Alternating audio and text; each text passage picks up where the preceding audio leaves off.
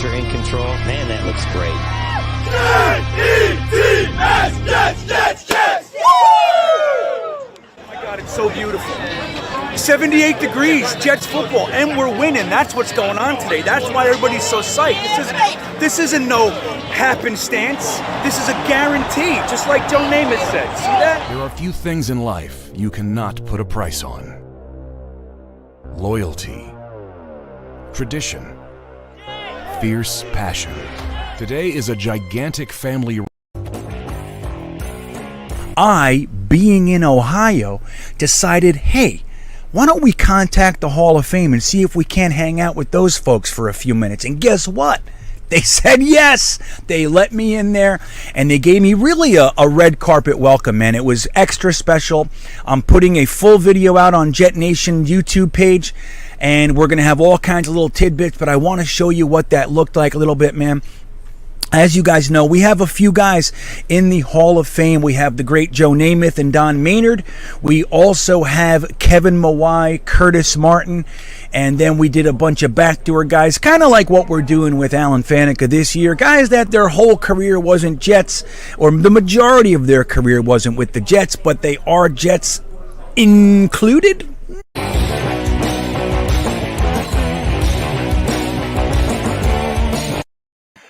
Man, I got to get that clip out of there. That clip sucked. I don't even know what I was doing with that thing. Why I uploaded it? Why? You know, it's funny. I didn't mean to cut the first thing off my finger. I was doing something and my finger hit the clicker, and there it is. And we watched that shit clip. So I'm sorry. I want to say hello to everybody. Good morning to our friends in New Zealand. Good afternoon to whoever else it's the afternoon, and good evening to you. How's that? So yeah, man, I'm happy to be here. I've been running around. I'm a little bit scattered, but we'll settle it down. I got a fun show for you, and by fun show I mean I have nothing planned. We're gonna go wholly organic today. Organic from the word go. But to help me with that, I have one of our favorite people in the whole wide world sitting in the backstage area right now, because he wants to cut it up with us tonight. So not like he wouldn't be here anyway. He's one of the chat regulars, one of my faves, smooth, silky, angry at times, and very, very intelligent. Let's say hello to Frankie from Flatbush. What's up, dude? Hey, GreenBean, I'm not sure about the intelligent part of your intro for me, but I'll take it. You know, I'll take anything. Hey, man. Oh, this is what I'm going to tell you. You, whether or not you're smart, I can't confirm, right? Like I can't, but you have mastered a couple of techniques that make you out front look intelligent, such as Excel formulas and things like that. I used to hire people specifically to take my crap and put it in an Excel sheet, and I paid them. I paid them good, Frankie. I did. I mean, I do love a spreadsheet. I will say that. And you can't go wrong with an Excel spreadsheet. I mean, as some of the people in the chat may know, there's no better place in the world to be. That's what I was going to say. I was going to say, you know, and I learned that on your channel, Frankie from Flatbush on YouTube, that the Excel spreadsheet is your favorite place, the best place to be. And I'm almost believing you. It's weird. You know, I didn't like Excel very much, but now I do because of you. Well, and it helps us to gripe intelligently. So I like this little saying you have down here: gripe intelligently. Don't just gripe. Don't just gripe willy-nilly. Gripe intelligently. If you're going to gripe, put a little bit of, and Excel helps us be a little bit more intelligent because there's the data. That's where the data is. Data. You see, and thank you. I also like this new gripe intelligently. It was very organic the way it came out, and it's very similar to like happenstance. I was just chatting and talking and blabbing, and a couple people picked it out and told me how much they liked it. But it's like this, Frankie. When people say that they don't like Joe Douglas as a GM, you know, I don't agree. But I can understand where people are coming from when they come at me intelligently. When they start talking about Ryan Khalil, I already know this isn't a good conversation. I'm not enjoying myself. I can't do this. I can't drop all the way down here to meet you. I'm going to leave. Like, that's how I feel with the Ryan Khalil stuff. Or I'll give you another example right from Twitter today and yesterday when Darren Fells got picked up by the Buccaneers. There were people griping about that because you and I were kind of saying, "Hey, maybe we should have signed him. It would have been nice if we could have got him." But people said, "No, we can't have that guy because he's from the Lions and they're not good, so we can't have him." That's right. And if the So Lions don't want him, he's good enough for the Super Bowl champion Buccaneers. But for us, no, we can't have him. But isn't it funny? Because look, the thought process there is if the Lions don't want him, how bad is he really? But one of a lot of Jets fans' favorite little toy this year is none other than Ty Johnson, who was cut from the Lions when we signed him. So they're already contradicting themselves. That goes against what we're talking about with data and intelligent griping. That's just bullshit, isn't it? Yeah, because it shows you that they haven't looked at what Darren Fells can do. And the other thing is something even Mo Lake, whom we love, is saying the other argument against Darren Fells. He's too old. Well, you know what? Darren Fells, he is old. There's no doubt about that. But he can do one thing and one thing excellently, and one thing that we're not doing at the tight end position, which is pass block. So if we were to get him, we could at least use him situationally to do the one thing he's excellent at and has been excellent his whole career, which is pass block, and pass protecting is very important. That's right. And if you're going to continue to run these 12 personnels, one of those guys might as well block. You know what I'm saying? That's all we're saying. Yeah, and people were saying we can't take a pass catcher from the Lions. They're no good. We can't. And it shows you they don't know what tight ends do. They do other things other than catch passes, and they're the things that you don't notice because you're following the ball. Well, sometimes your eyes should be where the ball is not. Yeah. Well, there's a very good book I read years ago. I'm not sure if you've given it any of your time, but Pat Kerwin wrote a book. Take your eyes off the ball. That's where I got that from. Yeah. It's so good, and I read it years ago. I mean, it's got to be 15 years, maybe something like that. I read it. I'd like to read it again, but a lot of things that, like, when I went from just being like a fan, and I know my stuff as just a fan. I know the players, I know the history, but trying to go from a fan to like just a little bit more educated of a fan and kind of wanting to know more of the nuance. That was where it started. It started with that book, and he has a part 2 now. Like, it's take your eyes off the ball or some shit like that. Yeah. But Kerwin's the best. It's funny. That's exactly what happened to me when I started getting back into this again after Gase, because Gase gave me PTSD. And I had to and I was a casual fan then, but then they got rid of him and I started getting back into it again. And I picked up Kerwin's book. That's exactly what I did. And I said, oh, okay. This is that's why I do my drive charts, for every game, because Kerwin tells you how to do it. And I was like, that's exactly right. This is kind of like a box score. Wait a minute. And, I used to keep box scores for baseball all the time. Not box scores. When you keep score of the game. And, and so I thought, this is similar. I like this. I can do this, and this will show me what's going on. And it sure did. And my version of that book came with a DVD where Kerwin's on there showing you on the whiteboard. And here's this, and here's how to block this guy. Here's what a 2-gap technique guy's doing. And and it's fantastic. I didn't get that DVD. I would have liked to watch that. Maybe I can. I'm sure I can access that somewhere. It's probably all over the place. YouTube, I'm sure, has it in their storeroom. You know what I mean? They got it all. There's everything, as you know. Right. Well, let's take a second and say hello to the crew. We got Salty Nuts in here. Matthias Simon, my good buddy from years past. One of the guys I met on an internet New York Jets chat board, a message board, and we fell deeply in love, and we've had quite a few experiences together, which is nice. We got Big Green's here. What's up, Big Green? Mo Lake's here. What's up, Mo? It's good to see you. Who else we got? Jeremy, obviously. Jeremy and Y2K are in the waiting room. They will be feathered through the show as we move forward. Pure Adrenaline Fantasy Sports. That is John Post, in case we didn't know, and he's got a channel as well.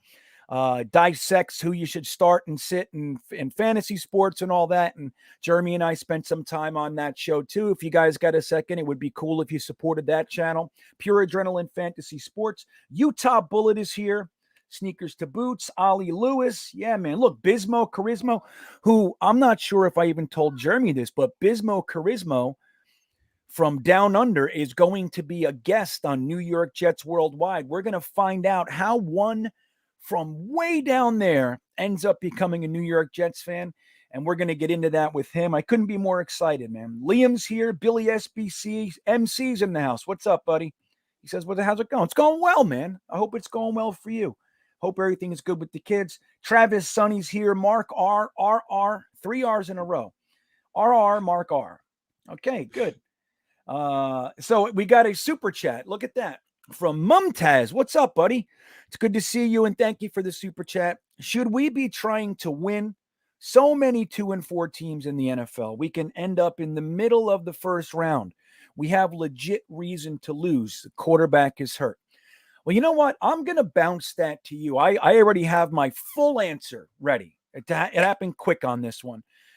So what do you think, Frankie, especially coming off of last year where a very large contingent, larger than even usual, was rooting for a full-on tank. And some of us were even really owning the idea of being 0-16. Like, hey, man, we're a bad team. We should have the worst record in the world. You know, that should be ours.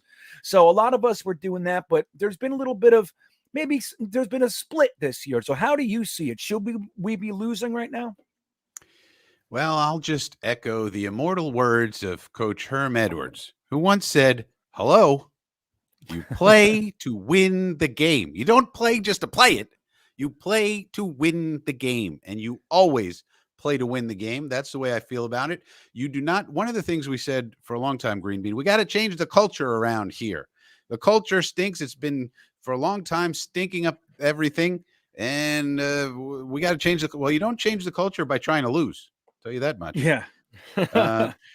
So that's a good point. You play to win the games, and you try to win as many as you can win. Don't forget, we're developing players. We're developing a culture. We're developing our systems. We're developing our pipelines. We're developing our coaching staff. We're developing all these things from scratch.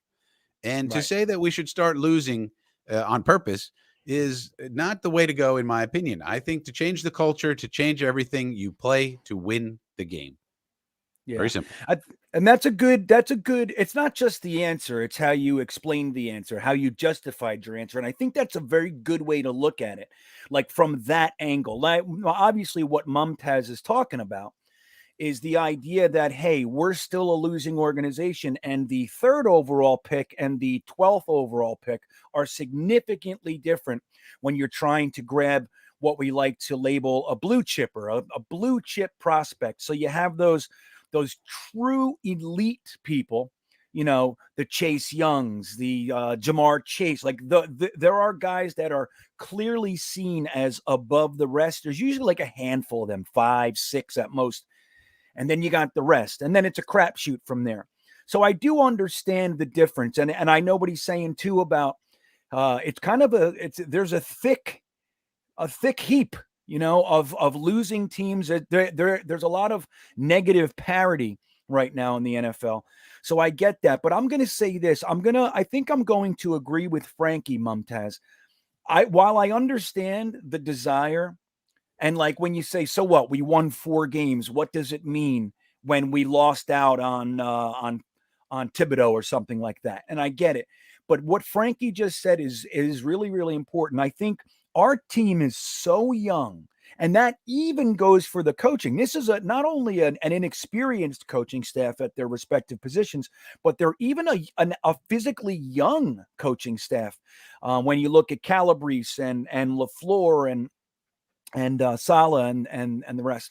So there's a lot of young guys. And I think really what they're trying to do is get these guys, all the rookies starting and on, their experience and coming from the dark depths of Loserville and trying to climb out of it together, you know, and that will carry. These guys are learning how to lose together, and they're learning how to go from losing to winning together. And if they can peel off 5-6 wins after being, what were we 0-4, right? And then we were 1-4, and you know what I mean? So like we've had a rough go, all the injuries and everything. If they can climb out and get, let's just say for an example, 6 wins, even though it would knock us out of that top 10 range, most likely top 15 even. I think the value of that would far exceed that pick, that your spot in the draft board. Because don't forget, these guys like Bryce Hall, Eccles, Michael Carter II, Jamie and Sherwood, AVT, Elijah Moore, Wilson. These guys, if it does stick for them, they're going to be together for a minimum of 4 years, the whole lot of them. So we haven't had that in decades, dude. A team. I mean, the last time was the 2006 to 2011. Like that group was together for a while. David Harris, Revis, Mangold, DeBrickashaw, Ferguson, and some others. But we are a change the personnel every single year, and if not every 2 years. We have a totally different team every 2 years. So I think when you look at the potential of us having four, not four, like let's say 10 guys that are literally together for 4 or 5 years, that value far exceeds what I would think we'd get in the draft pick. I think winning right now and trying your ass off to win is more valuable than the draft position. That's my thought on that. You anything else to say? But thanks, Mumtaz. Yeah, that's well said. But I do think the Seahawks should try to lose. That's what I think. The Seahawks should definitely try to lose every single game. And I think they should just keep Russell Wilson out. They don't need Russell Wilson. Russell Wilson, he can just heal up. Your finger's hurting, buddy. That finger hurts. Know. Just stay on the sideline. You don't know, no need to come back. I agree. Why are you risking everything, Russell Wilson, to come back? I don't like it. But I'm rooting for them to lose. And the good news is they're playing at Green Bay. I heard a stat today that Green Bay Packers and the Seattle Seahawks, neither one has ever beaten the other team when the other team is home. So Green Bay has never beaten Seattle in Seattle, and Seattle has never beaten Green Bay in Green Bay. Isn't that interesting? That is interesting. They're playing in Green Bay. That game is going to be very much heavily watched because you have Russell Wilson coming back, you have Aaron Rodgers coming back and all that stuff, and people are going to be closely watching that one. Yeah, I think so. A lot of Jets fans are going to be cued into that one. So let me see here, Frankie. I had something else too. I don't know. I lost it. I completely lost it. Oh, somebody said Excel is easy, dude. Like making fun of me a little bit, And here's Jason Rhodes. Yeah. So, but this is what I'll say, Jason. I'm sure that it is. But the thing is, I've always had someone doing that stuff. I was doing, bigger problems. If macro, I was a macro. And so I always had guys doing it. So I literally never learned it. I know how to input some stuff and do a couple things, but I do not get out of Excel what it wants to give me. I don't get it. So so that's my plight. I was always in such a position where I hired someone to my detriment, I'm sure, but that's the way it goes sometimes. You can't do everything, GreenBean. I know that's the thing. You try to do it all like Zach Wilson. You can't play hero ball all the time. Sometimes you just got to take the 4-yard dump. You know what I mean? Sometimes you got to do that. So, guys, I will remind you a couple things. One is we're just winging it tonight. I mean, we obviously have some subjects we can talk about. I imagine we'll get into Buffalo. We'll probably get into some Mike F. and White stuff versus Zach Wilson and maybe even some defense. I'm sure we'll traverse there no matter what happens. But, guys, this one's yours. So let us know what it is that you want to discuss. If you have questions, we're going to be perusing the chat. And did you know, Frankie, peruse gives you the impression that it's like just like glance, like I perused them all. The word peruse actually means and looking intensely at something. Did you know that? Isn't that weird? It's weird how language works, GreenBean. Yes. I like that. I agree. So, guys, so just be sure to ask your questions, make your comments, and we'll try to get to them as best we can. If you want to make sure one gets through, just like Mumtaz just did, a super chat is the best way to do that. Jeremy is backstage on super chat alert. If a super chat is here more than 5 seconds, Jeremy's texting me and everything. So We're not going to miss any, guys. We're not going to miss any. So let's do this. I'm not seeing anything right off the bat, so I'm sure we'll get there with people. But let's talk about the obvious, the Mike F and White. Did you have any thoughts that it wasn't going to be Mike White this week? That they made the big announcement on Monday and all that. Did you think that Zach Wilson was going to start? And how do you feel about the Mike White thing? Where do you stand on all this? No, I thought I think the big tell was they said, oh, Zach Wilson will be back and he can start practicing this week. And that's good. He can start practicing. Okay. They didn't say, okay, he's going to be back for the game. And I also think there's no reason to rush Zach back since, Mike White played well. Josh Johnson played well. Joe Flacco can play well. Maybe everybody can play well in this offense. We don't know yet. But there's no reason for it. And why not take an extended look at Mike White while we have the chance? It only helps us to do that. And so, number one, we don't rush him back and reduces the chance of recurring injury. So that's a good thing.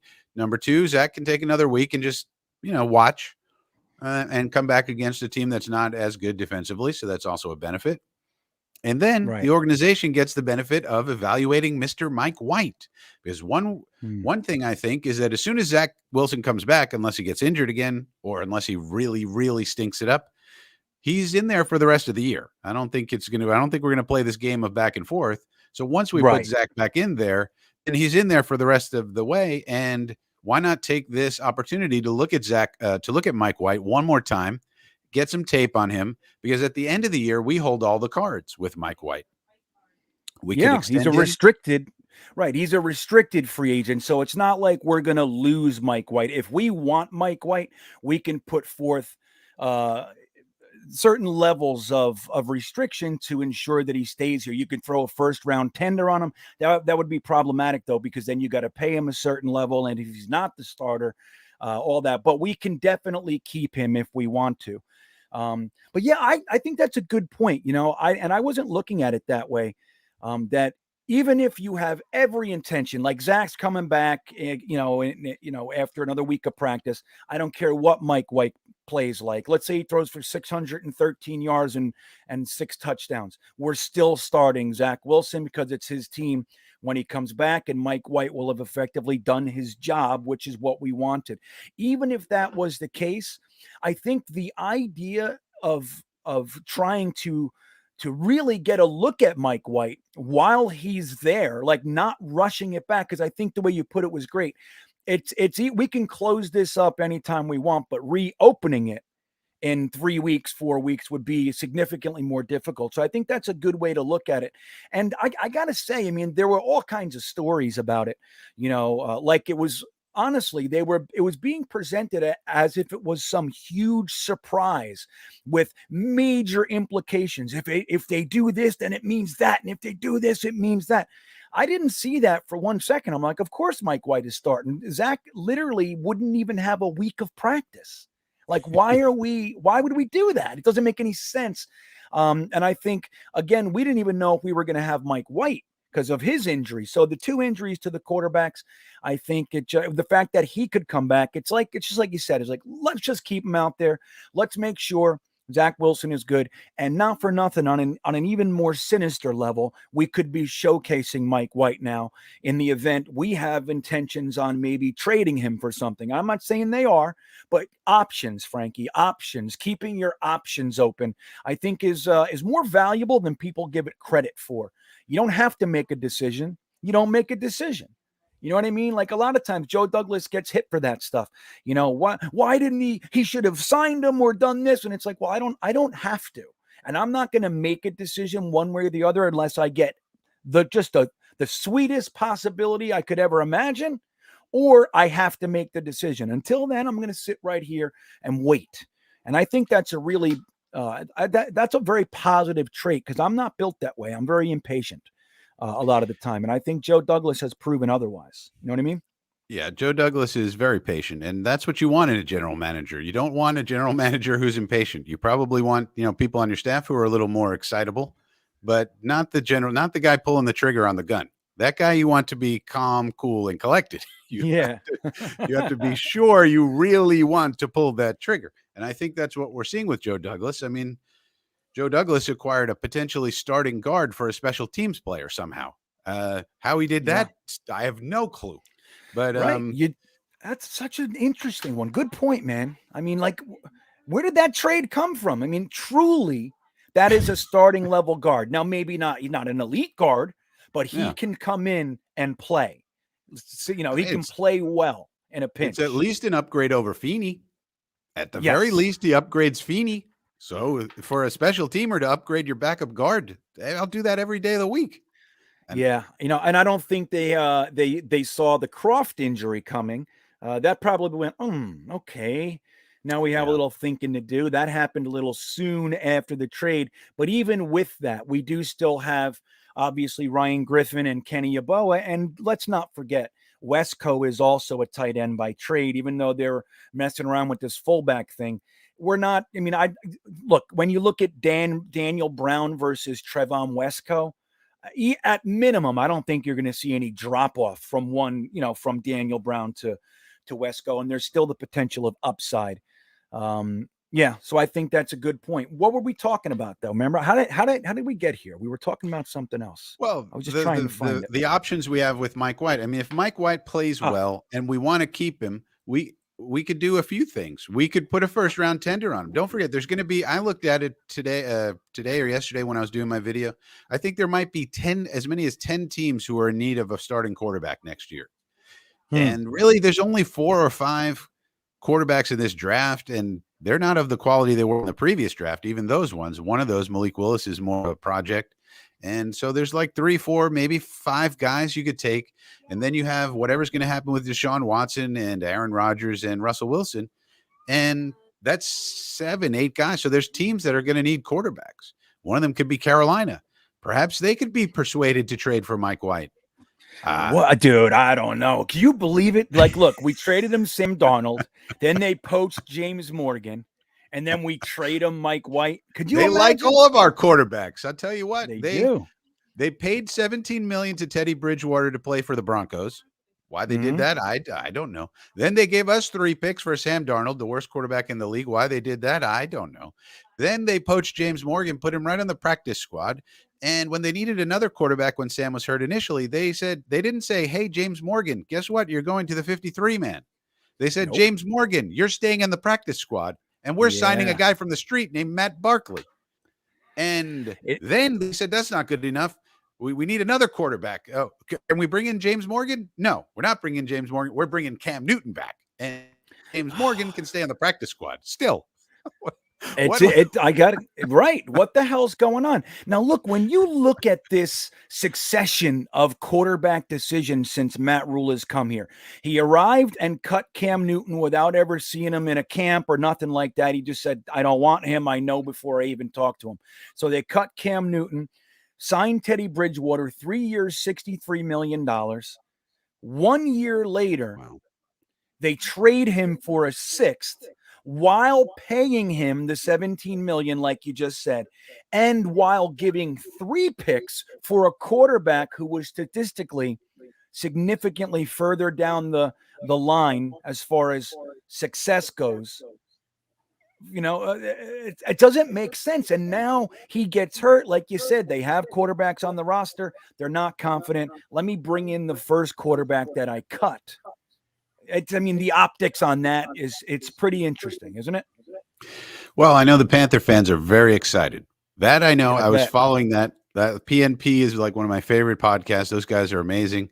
And so I follow them regularly. And when they signed Matt Barkley, they were very depressed. In fact, they said, we're going to organize a march on Mint. I guess Mint Street is where the stadium is. We're going to organize a march. And they were very upset. And they were in part were upset. They were saying Cam Newton's out there and these guys won't sign him because of pride and ego, and they cut him. And now we got to bring in this Barkley guy and he's no good. And they were very upset. And then the very next day, we get the news that Superman is coming back to the Queen City. And that is really something. And, that signing has implications for the Jets. GreenBean, both in that Carolina now is probably much better than they would be. And of course, we have their 2nd round pick and their 4th round pick. We always forget about that 4th rounder. And it also gives the Patriots more cap space because of offset language in Cam Newton's contract. Remember all that stuff about offset language in Zach Wilson's contract? That's right. Well, offset language in Cam Newton's contract just helped out the Patriots because of the way he signed with Rat Mool, as I call him. Yeah, I call him Rat Rule. I have a graphic I made too, but yeah, that's interesting, right? And that's a good point too. Like everybody, you remember when Zach Wilson held out and people were yelling that Joe Douglas sucks and all this kind of stuff. It's not worth it. Why don't they just give him what he wants? This is literally what they were talking about. In the event you do need to cut a player, if someone signs them, you're still not on the hook for the money that they signed them for. So they can't be paid twice for these, for those dollars. And it's an interesting thing. I didn't even think about that side. I was only thinking about the what you mentioned with the second and the fourth round pick. That's right. People do forget about the fourth round pick. And that's another one. We want these picks to be as close to the front of their round as possible, because that will aid us. And maybe we can even, the higher they are, the more trade value they have. If Joe Douglas wants to accrue some other picks for 2023 and all that, lots and lots of benefits for that. But I think Cam Newton does give them a better chance to win than even Sam Darnold, I think. I mean, because there are plenty of weapons on that team, from Robbie Anderson to McCaffrey to Chuba Hubbard, obviously Terrace Marshall and Moore. And all these guys, I mean, they're loaded, quite frankly. And even their tight end, Arnold, is, I mean, at worst, he's the best that we have. You know what I mean? So I think we could be looking at a resurgence here a little bit. I hope not, because I'm rooting for them to lose out. But who knows? So speaking of lose out, Jets Forever chimed in and he said, 6 home games, 3 away games. We're destined to win out. Continue being great at home. Learn how to win on the road down the stretch. We'll be ready for a playoff run. Now, he gave us a few little nuggets there, and they can be independent. Together, they just mean we're about to go on a tear and we're going to the playoffs. But there are sections to that. How do you see that? So the 6 home games, we have 3 away. So that's out of our 9 games, 6 are home. And so far, we do have a winning record at home, oddly enough, amazingly enough. So do you think that's going to continue? How do you see our record going with the 6 home games and the 3 away games?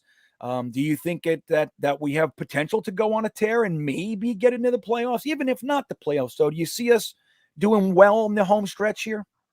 Well, I'll tell you what, we have had a much harder schedule so far than the Bills have. I'll tell you that much. The Bills are 5-3, and they've had a very weak schedule.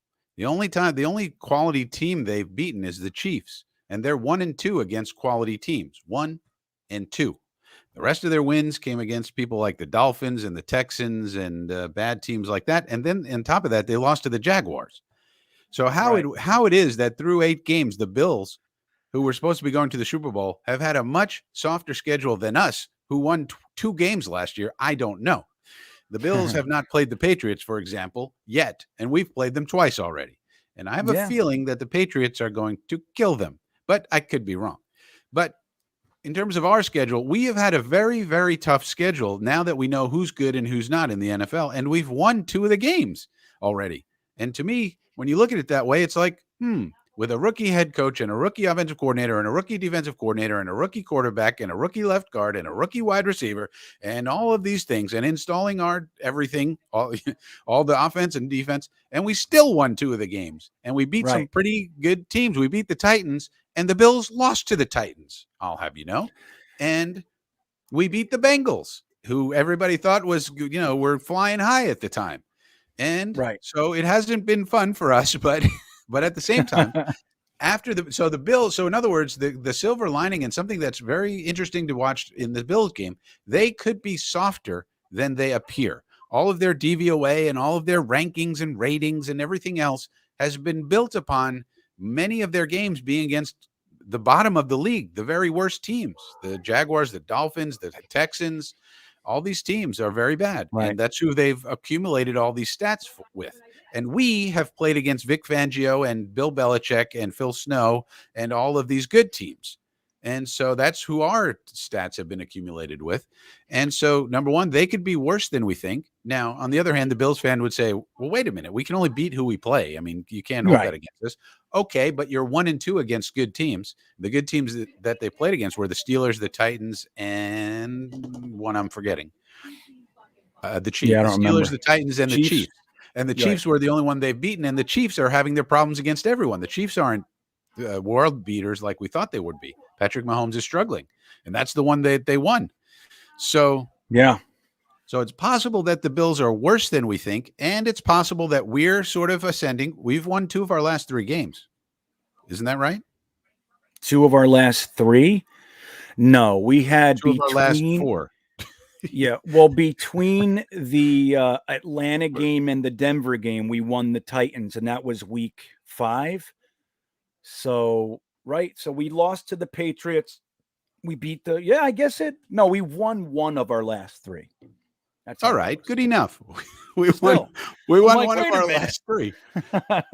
So maybe we're getting better, but we played, we showed the offense is coming on. And so I think the offense coming along is more about the 21 personnel and moving Wesco to tight end instead of fullback and abandoning 21 personnel rather than LaFleur in the box or changing the play calling. I think he realized, oh, Trevon Wesco, that's a tight end, not a fullback.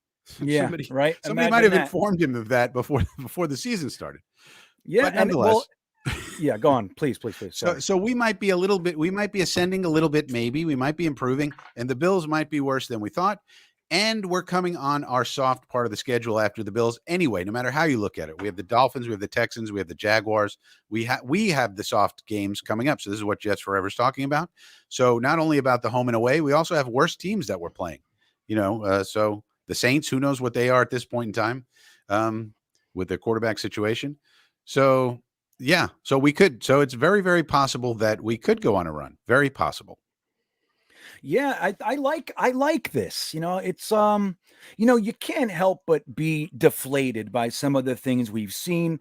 Look, our defense came out in this, earlier in the season, and even though a lot of it is kind of illusionary in some respects, they did play much, much better than we expected them to, with the whole batch of rookies and following the training camp and preseason of injuries that we had, losing Curry and Lawson and Davis and Blair and all these guys.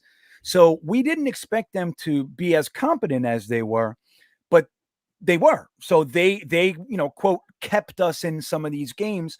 And then they've really kind of settled into, hey, we're not a good defense anymore. Like, that's just kind of what they look like.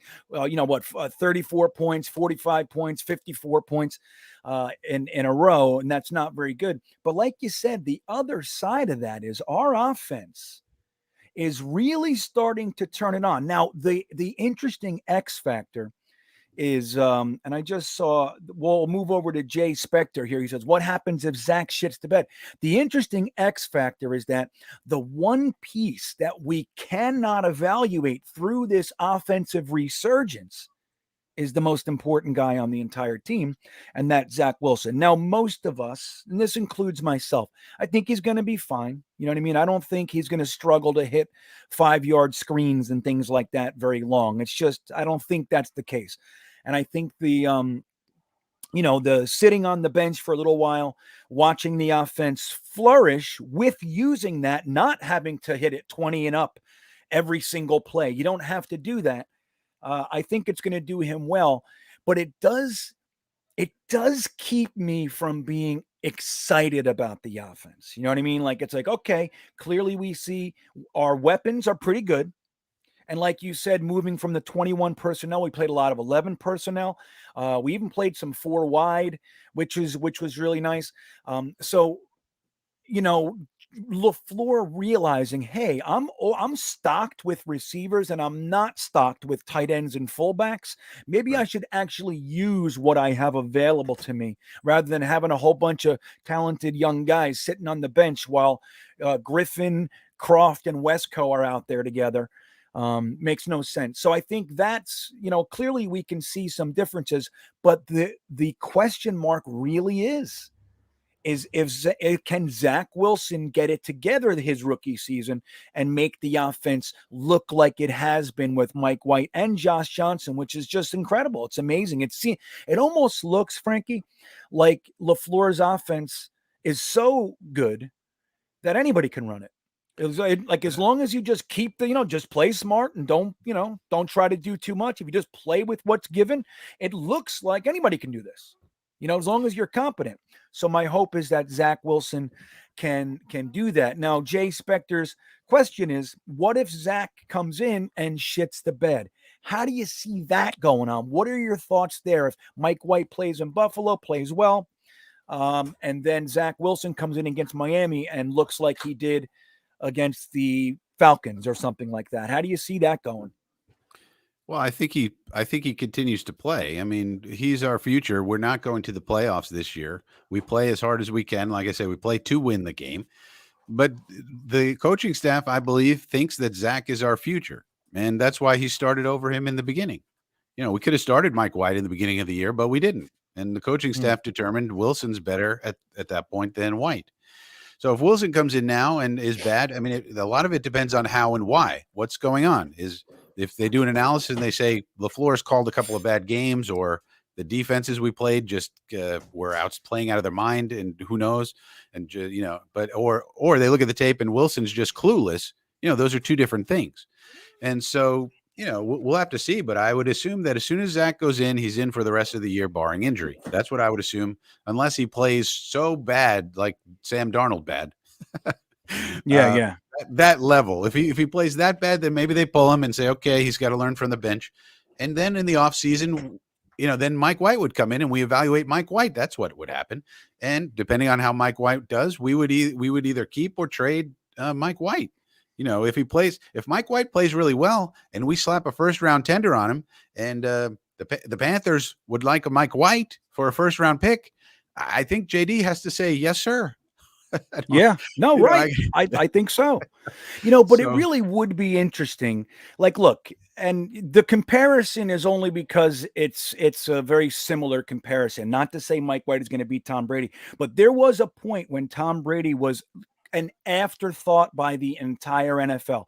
When he came in for Drew Bledsoe, Patriots fans were like, it's over. Our season is done. Never did they see what was going to happen with Tom Brady. Now, interestingly, again, I'm not calling on Tom Brady, but if Mike White comes out this week and beats Buffalo to the tune of 300 plus, I mean, it seemed like Saleh said, we're gonna keep him in. Like if he said it'll work out organically. So that's how I ingested that. I went, and I wouldn't mind that. Just to be clear, I wouldn't mind that. If I would personally probably keep White in as long as he's playing well, and Zach can learn from the bench until White is not playing well anymore. That's okay with me. Yeah.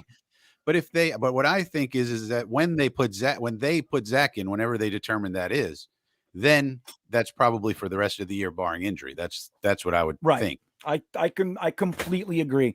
And I gotta say though, too, while I'm not one of these guys looking for any way to call Zach a bust, or because they're out there, man. The Darnold fans are totally wanting Zach Wilson to fail. It's out there, it's real. They want it to be a bad pick for whatever reason. Awesome. Can you raise it? How did you notice that? Because I can see it from here. Okay, good. I want to say, like, the whole show. Can you raise it up a little bit more? Yeah. The whole show, my beard was cut off. I didn't do the mic. I mean, the camera right. And my wife, and I was thinking at some point I gotta raise my camera because I can't stand it. It's cutting off my beard.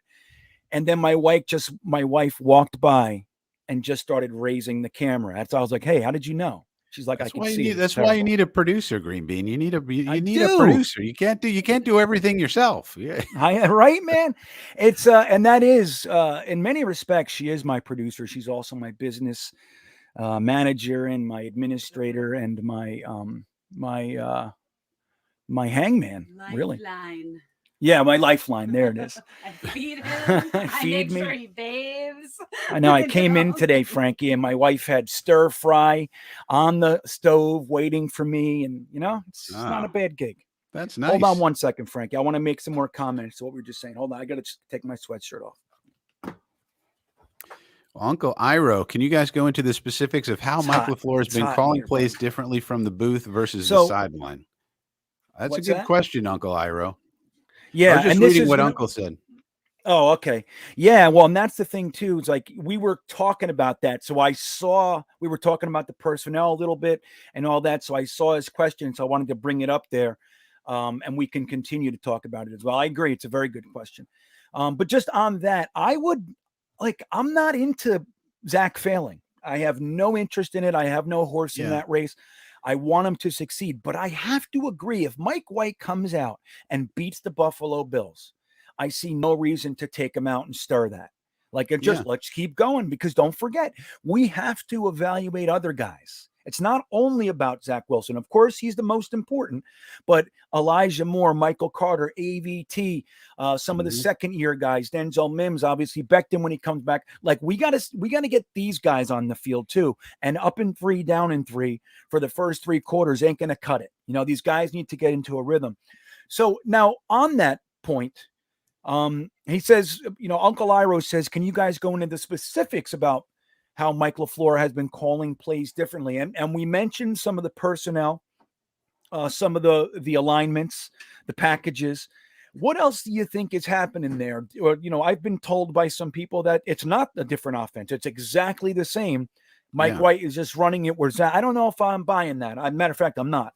But at least for the most part, where do you see some other differences? What sticks out to you when we talk about Mike LaFleur's offense before Mike White and the last 2 weeks? Well, one thing I think we can't forget is that it takes an offensive line a long time to gel. And it seems like, the last few games, they've been gelling, they've been playing much better. And we've now determined, in fact, that we have pretty much an average to slightly below average offensive line. In the beginning of the year, it looked like we had a horrible offensive line. Yeah. So I think part of that is why you're seeing a better performance is because those guys, to me, the way I see it, aside from quarterback, offensive line is the most important position group on the whole team. Correct. To me. That's why I think our first round pick should be offensive line. Almost regardless. And I have full intention and hope actually that we do dissect a little bit of our needs and maybe get into some draft stuff, just a little bit, just as where it stands now. We're not going to do a mock or anything. But so on that note, where did it go? Oh shit. Gitmo Bob checked in. There it is. And he says, I just want LaFraud. Now don't forget, he says it's not him, but I'm giving Gitmo Bob full credit for the creation of that moniker for Mike LaFleur. I just want LaFraud to call the game the same for Zach Wilson as he has for Mike White. Then we can evaluate Zach Wilson. So are you seeing it as incredibly different, or do you think he's going to have issue kind of making Zach Wilson look the same way, or at least give him the same opportunities as the last 2 guys?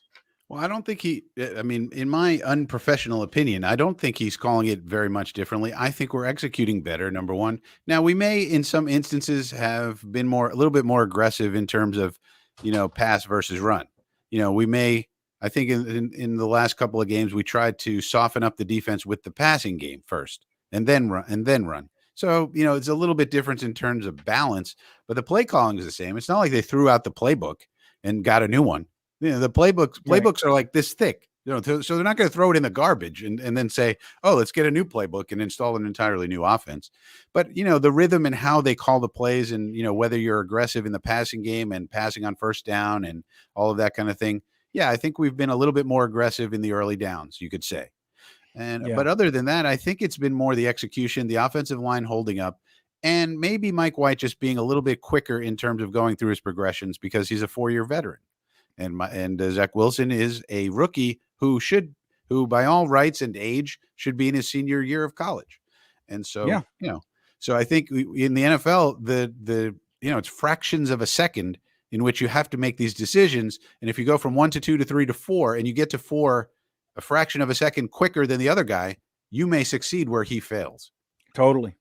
That's a good point, man. It's like they say it's a game of inches, which it is, but it's also a game of split seconds.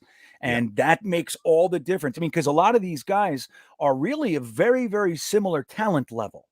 but it's that ability to process things that really separates the men from the boys, for lack of a better term. But, and look, I think I have been critical of LaFleur's handling of a rookie quarterback. I maintain that. I think the way that we were developing our plans in the early going weren't really conducive to really focusing on Zach Wilson getting into a rhythm. I think, he's just, I've questioned a lot of the calls from the word go, just like that call, that should not have been the call there.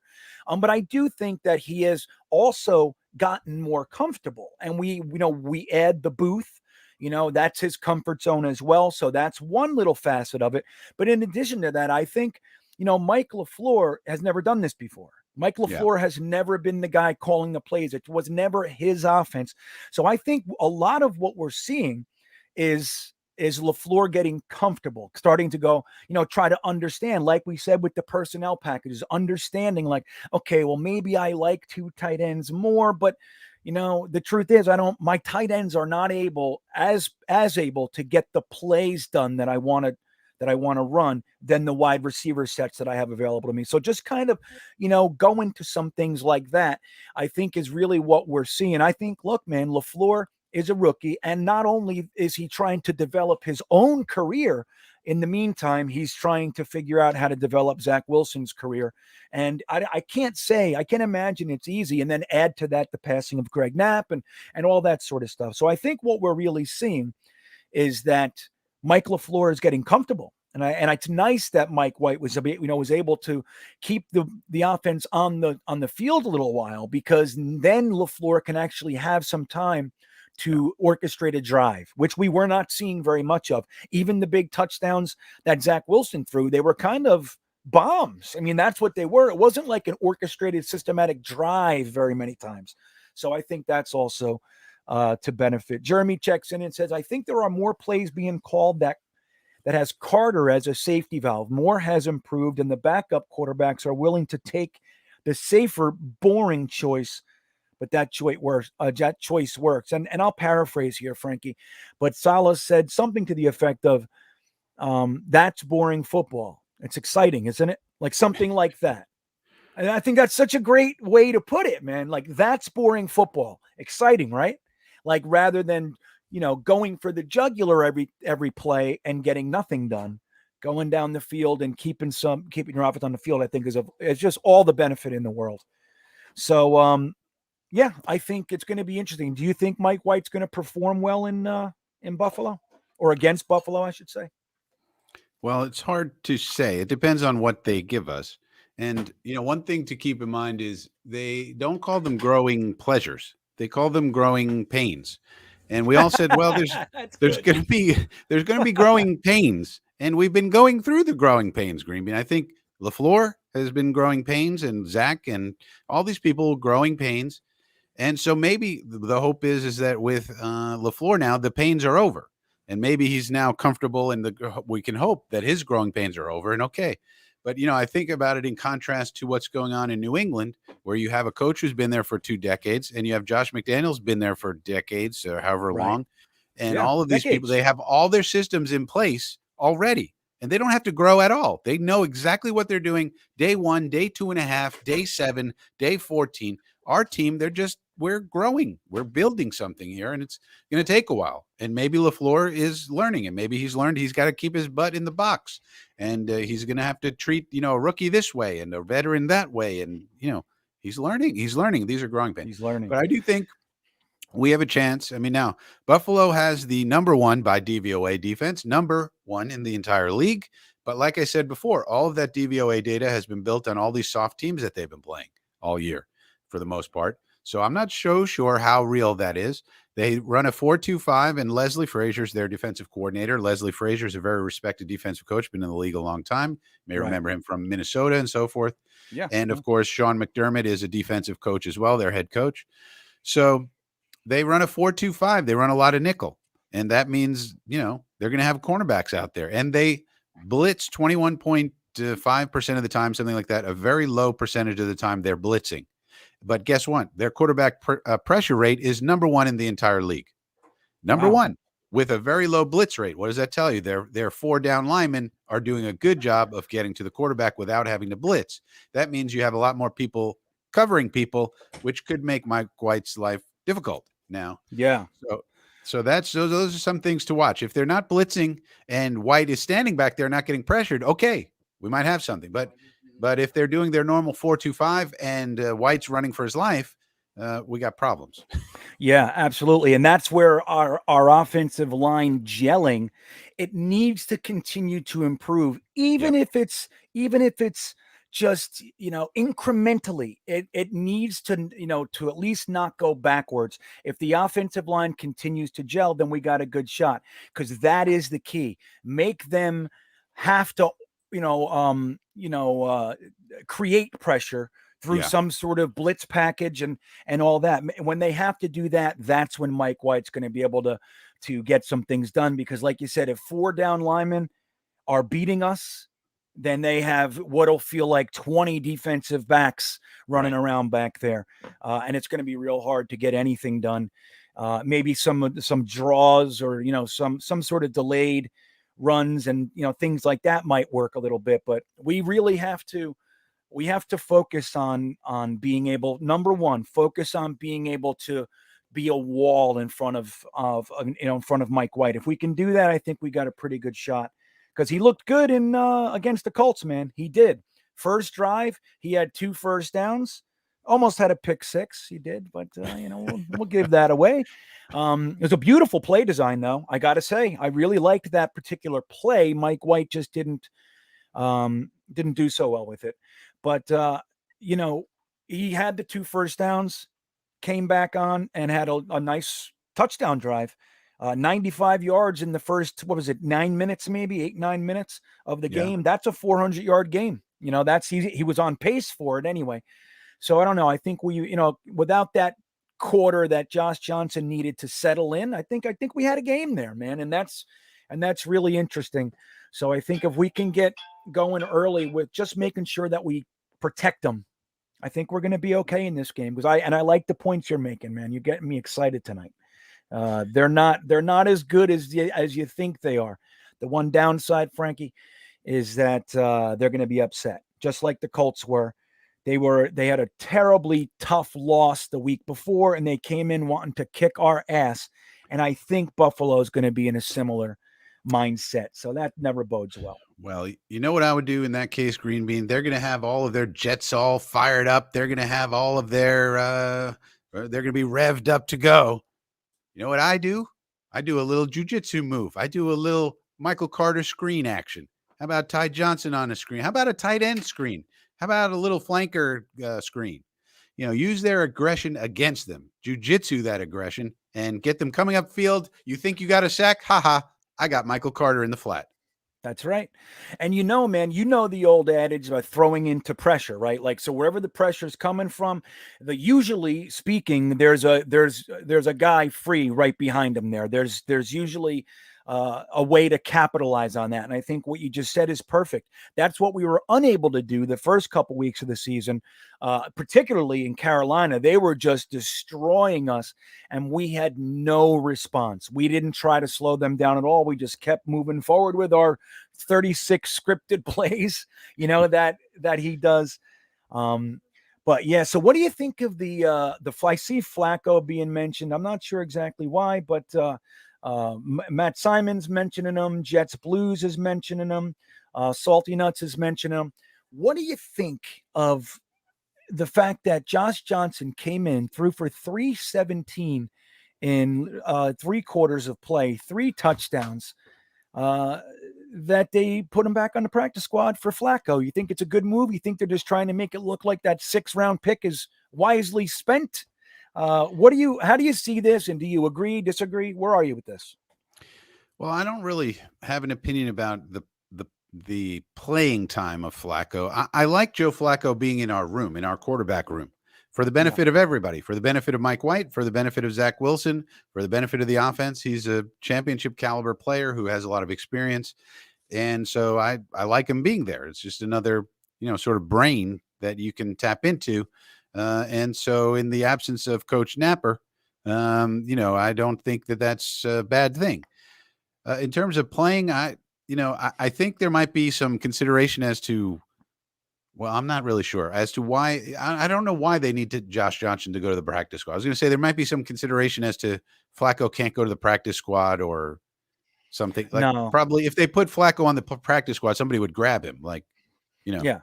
They'd something grab like him and that. stick him on the roster. Right. Yeah. So they can't. So I'm sure that's what they're thinking. That Josh Johnson been on the practice squad all season. Nobody grabbed him. So let's put him back there. Let's put him back there, and he'll be safe over there. Flacco will be safe over here on the 53 man, and that way we can keep our 4 quarterbacks in the room. And I think that's what's going on with that. Probably. That's a really nice outlook there. And I think, look, before last week's game, I don't think anybody even gave a sniff Josh Johnson's way. Nobody was looking at him. He was obviously a free agent much longer than free agents like to be free agents out there. We grabbed him off what could be affectionately labeled as the scrap heap. So nobody was looking at him, but coming in and throwing for 317. And even in the week before, in his 3 or 4 plays against the Bengals, he came in and he would have had a touchdown if Denzel Mims could have caught it. So he would have 4 touchdowns in 4 quarters of play. So that's pretty good. I think he's in more danger now for a quarterback needy team, like maybe even Carolina before they just did all this madness.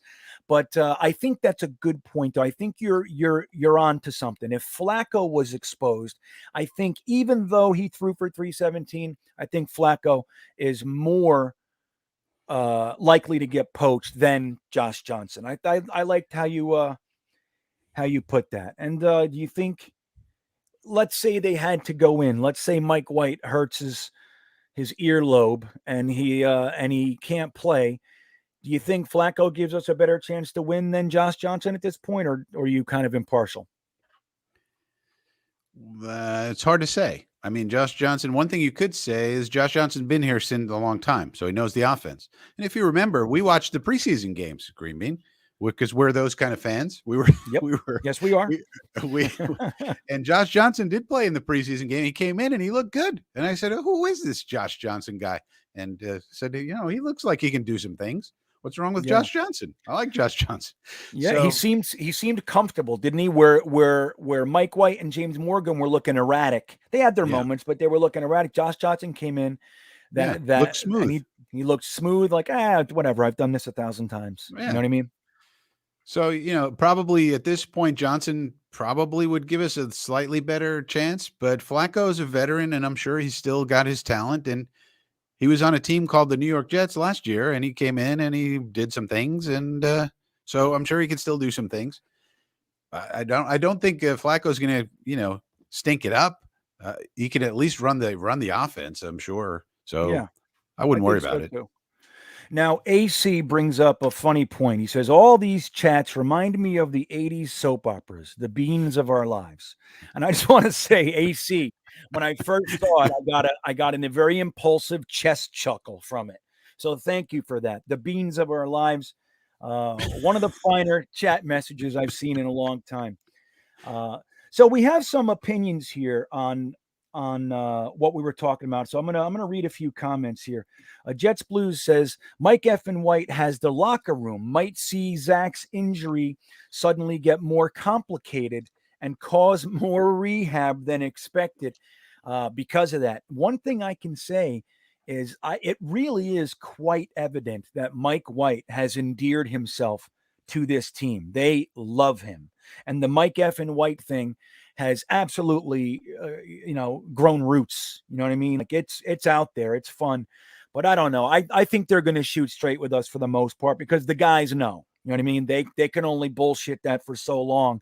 And then you'll hinder Zach Wilson's development. So Gitmo Bob says the problem is we don't know what the play calls were that got Zach Wilson into trouble. Fair enough. We don't know the specifics of it all and what happened there, but we can look at the personnel packages. And we're going to get into that with Y2K in a few minutes, a little bit deeper, but you can see what they were running. We had a lot of 21 personnel, which is 2 running backs and a tight end. We had a lot of 12 personnel.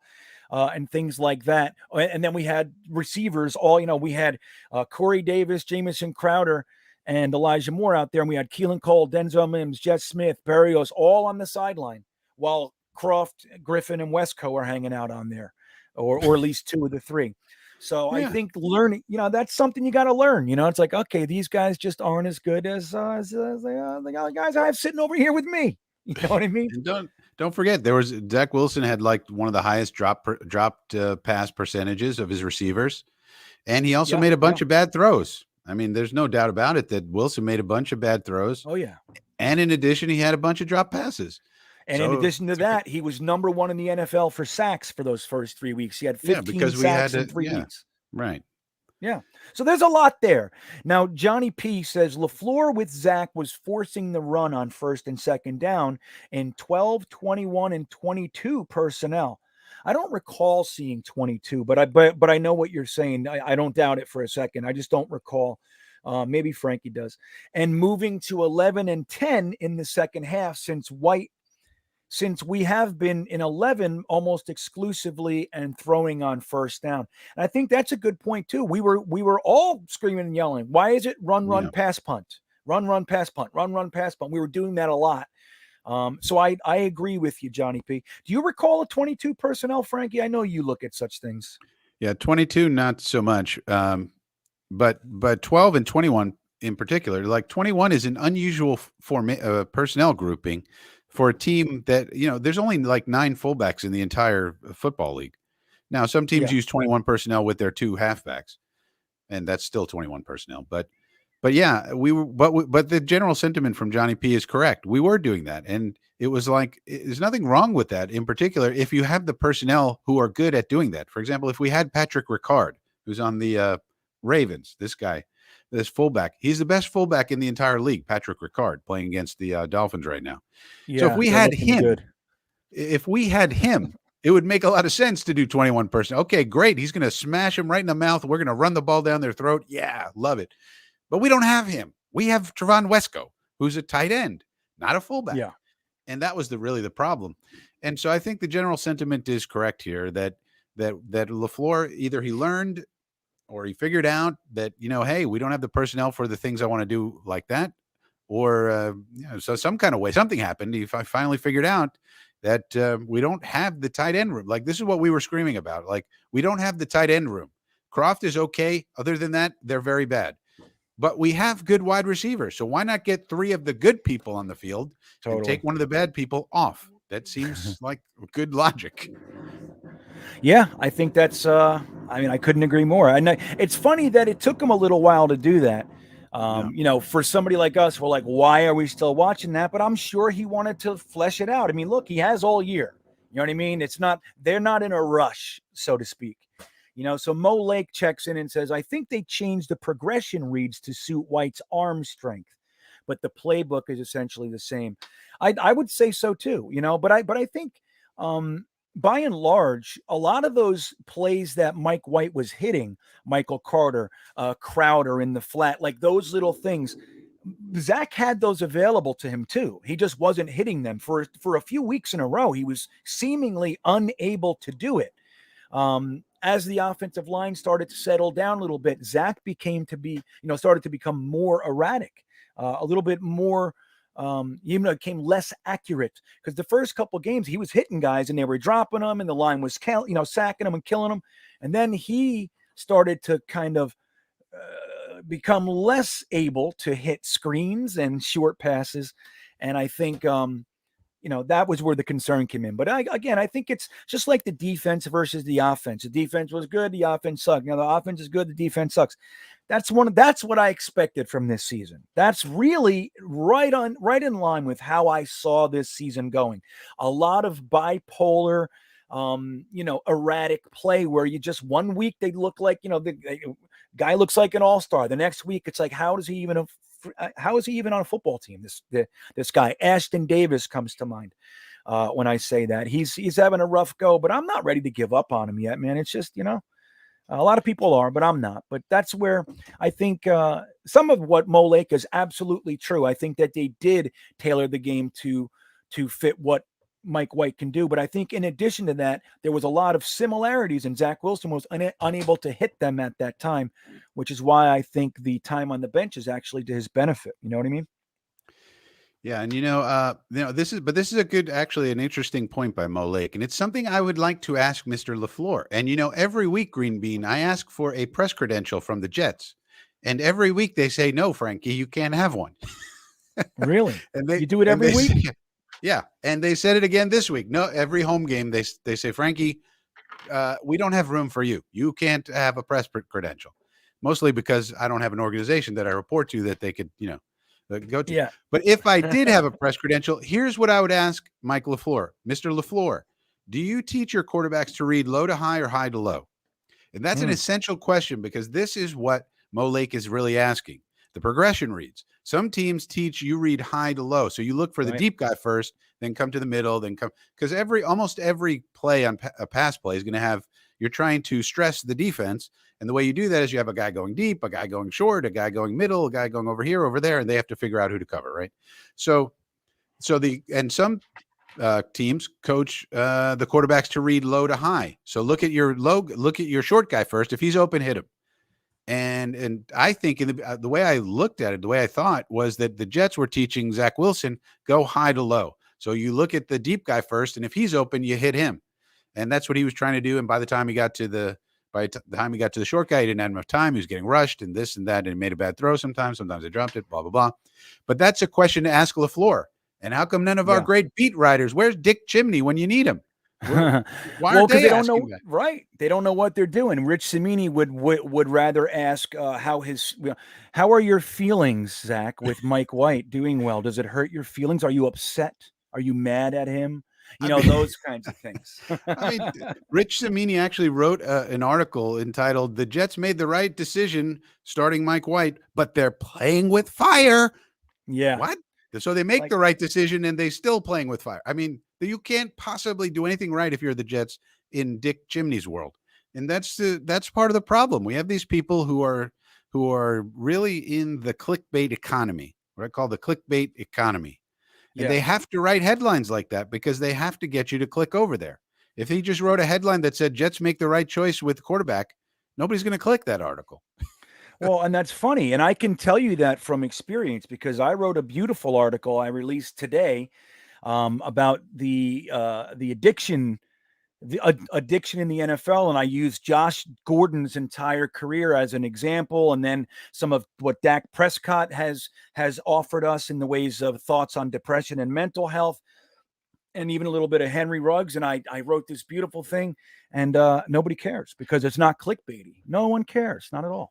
Well, I'll tell you, GreenBean, I did read the article, and I would highly recommend people check it out. Some people may not know that GreenBean is an expert at some of these things in terms of the psychology of addiction and some of those things. And so this is right in GreenBean's wheelhouse. And so I saw it on Twitter, and I said, I'm clicking that right away because I know your background, GreenBean. I said, GreenBean's going to have some great insights here. But not everybody knows that about you, GreenBean. So yeah, I know. They don't know. It's because they don't listen, Frankie. No, but thank you. And I appreciate that. But your point is still so sound. It's like, they're trying to get you, and most of the time using anger, they're trying to get you fired up enough to click on it and hopefully even get mad enough to write a comment and start a conversation and all that sort of stuff. So yeah, it's one of those things. And while they're doing that, there's some really interesting stuff like what you're just bringing up about the reads that a quarterback can make and their philosophy behind it. And a lot of us would eat that for lunch, but we don't get that because it's not clickbaity. Yeah. And then the only thing we can do is ignore the people who travel in the clickbait economy. I mean, the people who make their money in the clickbait economy, they need to be ignored. And the people who, so if somebody's writing for a site where they have subscribers, say, and that's how they make their money, that's a better bet. Doesn't mean it's always going to be perfect, but they don't have to appease advertisers, because those clickbait people, it's all about how many page views I can get to make the advertisers give me money and all that. Well, if you have subscribers on your site, you get paid by the subscribers. As long as you're making your subscribers happy, and if you're a jet site that has subscribers, you could write a juicy in-depth article about whether the quarterback's reading low to high or high to low, which, dedicated Jet fans are going to want to read that, but probably no one else. But as long as you're making your subscribers happy, hey, that's good. So that's one thing you could do as a Jet fan, is just ignore the clickbait economy and just go to the subscriber economy. That's right. You know, guys, when you see something that reads like this, you're never gonna believe what this person did. It's of no interest to you. There's nothing in that article that is interesting. Nothing. I did it one time, Frankie, maybe a year ago, 2 years ago, something like that. There was one of those articles, and it had like a paragraph and a click next page thing. I decided to follow it till the end. And let me tell you something. I was quite literally 30 something pages in there, and I still did not even get to the point that the headline was making. I said, I'm just going to keep going. I'm never doing it again, but I'm going to keep going. And it was like, honestly, over 30 pages, and it never talked about the headline. So just want to tell you, I've done the research. We have the data. You don't need to do it. So Terry Monroe checks in. What's up, Terry? He says, Green Bean, what are your thoughts on JFM? 15 million a year, huh? So what do you think about that, Frankie? And then I'll give my 2 cents. JFM got his contract approximately $13.5 million a year and has seemingly stopped showing up because not the same impact as before the contract, but it's not always what it seems. What do you think, Frank? Well, he played better this last game, and he played okay. And sometimes it's a matter of what the teams do to you. I mean, defensive line play a lot of the times is dependent on the whole line being good. If you just have one good player, they can just double team him and chip him and this and that. They have many ways to neutralize one guy on the line. And so one of the things you could say, Terry and Greenbean, is what the hell's going on with Quinnen Williams? That to me is the more important question, because Quinnen is a guy who's supposed to dominate. He's our Aaron Donald. He's not playing like Aaron Donald. He playing like Donald Duck. So, you know, it's funny. I saw you going. I saw you. You know, you embarked on the journey. I was like, all right, where's he going to land? Where is he landing? And he said, Donald Duck. I think you've done a good job, Frankie. I enjoyed it. That was. I good. wasn't sure about that one, but you got there. But like, why is that? I mean, that's really the question, because, you know, the idea being that Quinnen would draw and sometimes beat double teams, and then they would have to make a choice on who else to double. And then two of our guys would be one-on-one, and we could get home with one of those two guys at least. And then if we wanted to bring a linebacker, woohoo, now we're partying. But, right. You know, but that was the idea. And that was the whole thing with Quinnen Williams. And Quinnen was playing better after a couple of games. In the beginning of the year, first couple of games, he wasn't that great, but then it looked like, oh, okay, we got Quinnen back, and then he went down again. So you have to look at it like that. I think JFM has been worth his money and will be going forward. We can't judge him on a few games. I would say, you know, he's been good, but I think he's still solid, and he will be solid. I don't have any reason to believe he won't be solid. JFM, by the way, out of Stephen F. Austin University. I don't know if you know where Stephen F. Austin University is, Greenbean. I'm going to take a shot because I do not know. I'm going to say Austin. Nope. Oh, it's in East Texas, and I've actually been on that campus, believe it or not, way in East Texas, and it's where they cut down trees. There's a big logging industry, and really, yeah, their colors are purple, and they're called like the log something with the logs, and that's why if you drive around in that area, you'll see a lot of trucks with these gigantic trees on them. It's pretty fascinating. Yeah, that is fascinating. And, you know, and I have to say, too, I feel similarly. Like, I totally get what everybody's saying. The game just prior to JFM's contract extension, he had that. He had a great game, but he had that one tackle where he threw the tight end or the guard into Henry and all that. And it was just like, oh, my God, this guy is about to burst. And he didn't. So I totally understand it. But I think a lot of what we're seeing, guys, is and this would go for Quinnen as well, is that teams are daring our linebackers to stop this short passing game, short to intermediate passing game. And if you watch the Colts game, you can see, I mean, almost every single passing play, there are guys right in that area wide open. So whatever our schemes are there, we're not doing a good job.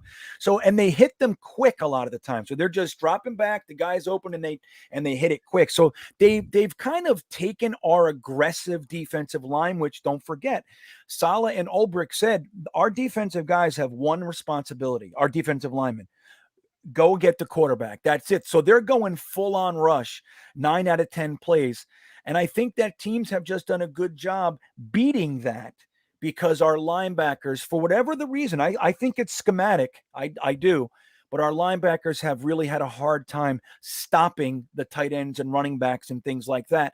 So I think they've been able to neutralize what we're doing a great deal. But I agree with Frankie. I think JFM's going to be fine. He's not, he's not known as one of these Muhammad Wilkerson guys. He's actually, he's known as one of these real blue collar, early riser, late leaving the facility kind of guys. And I think that's all going to pay off for us. Even if it's, it's not this year. I still think JFM's extension was a good one, and I wouldn't be too worried. While I root for the same thing you guys do, I want to see JFM get a couple impact plays, whether it's a tackle for a loss or a sack or whatever it might be. I'm looking for some impact as well. So I hear you, but I wouldn't worry too much. And let's see. Yeah, Watu says we just a bad stretch, and he's better on the inside. But right now, he's needed outside. Right. So that's another good point. So speaking of Watu, and we're gonna pivot this a little bit. I want to pay attention to what we're facing in Buffalo a little bit. So Watu is going to come on, say hello, and then we'll even bring Jeremy on in a few minutes. I'm sure he's bubbling over with opinions. He has so much to say. I know he does. So we'll say hello to Watu and see what we're going to be facing as far as what Buffalo runs. And we'll take a few minutes. What's up, man? How you doing back there? Everything okay? You guys all right? You need anything? Everything's doing pretty good over here. I can't believe the way the Ravens are playing this game. This is unbelievable. Yeah. I mean, who would have told you like this could be like us in Buffalo? Imagine. Right. Right. Can you imagine, look, where are we? We're 6 minutes left in the third quarter, and it's 6-3 with the wrong team on top. I'm looking for a better game, but hey, I'd be happy right now, wouldn't you? I mean, who would think? I mean, look at the defense that Miami's playing. I mean, I think this is what they thought they would be in the beginning of the year. Yeah, defensively at least. Yeah, Miami's makes me a little bit more nervous than a lot of people are giving them credit for. Like you guys are hearing, keep Zach out against Buffalo and bring him in for Miami. Miami is known for hitting the quarterback. I mean, they're one of the best teams in the league at getting home where the quarterback is concerned. So I don't think, while I don't love what they're doing down there as far as the building of their squad, I think they're a little better than people are giving them credit for due to their record right now. And they're still a dangerous team, particularly on the defense. So Watu, here he is. So what do you got for us? I know you were putting together some personnel packages. I'm really interested to hear what we're going to be looking at with Buffalo, but what stats do you have on deck? I can't wait to get into it with you. Okay, so since you want to hear Buffalo, I do have some Jet stats as far as the personnel groupings go, but I'll give you Buffalo first so we know what we're facing here. So okay. I found a website where you can break down over the course of the season, and we can go in more depth, but I just looked at season total for on quick notice, and they break it down by pretty much every different personnel package you could think of. So with Buffalo, they have run 11 personnel 66% of the time on offense. So 2 out of 3 plays, they're going with the 11. So 3 wide receivers, 1 running back, 1 tight end. So we can start with that. The second 66%. So they're an 11 personnel. They're in 11 all the time. That's all they love. 11. They hate tight ends. GreenBean. You would not like to be a Buffalo Bill fan. They hate tight end. They have 2 tight ends on the whole roster. Knox and Sweeney. Broken, and one still has a broken hand. We don't know if Knox is going to play or not. And that's big because he's had 5 touchdowns this season, and that's missing the last 2 games with that broken hand. Ooh, so do we, Watu, do we know what the prognosis is? Is he doubtful, questionable? Do you know that off the top of your head? The last I saw, limited participation in practice. So it might be a thing where he's kind of on a pitch count, for lack of better words. But you know what? Even if he doesn't play, this I didn't expect to see as much. The second most used package they go with is the 10 personnel, 1 running back, 4 wide receivers, no tight ends. They use that 12% of the time. So Now, that's Frank, me. They hate tight ends, Greenbean. They hate them. that's funny. Wait, They so do not- Frankie, how do you They think? do How do you not want think? to use a tight end under any circumstance. we hate How do them you too. think?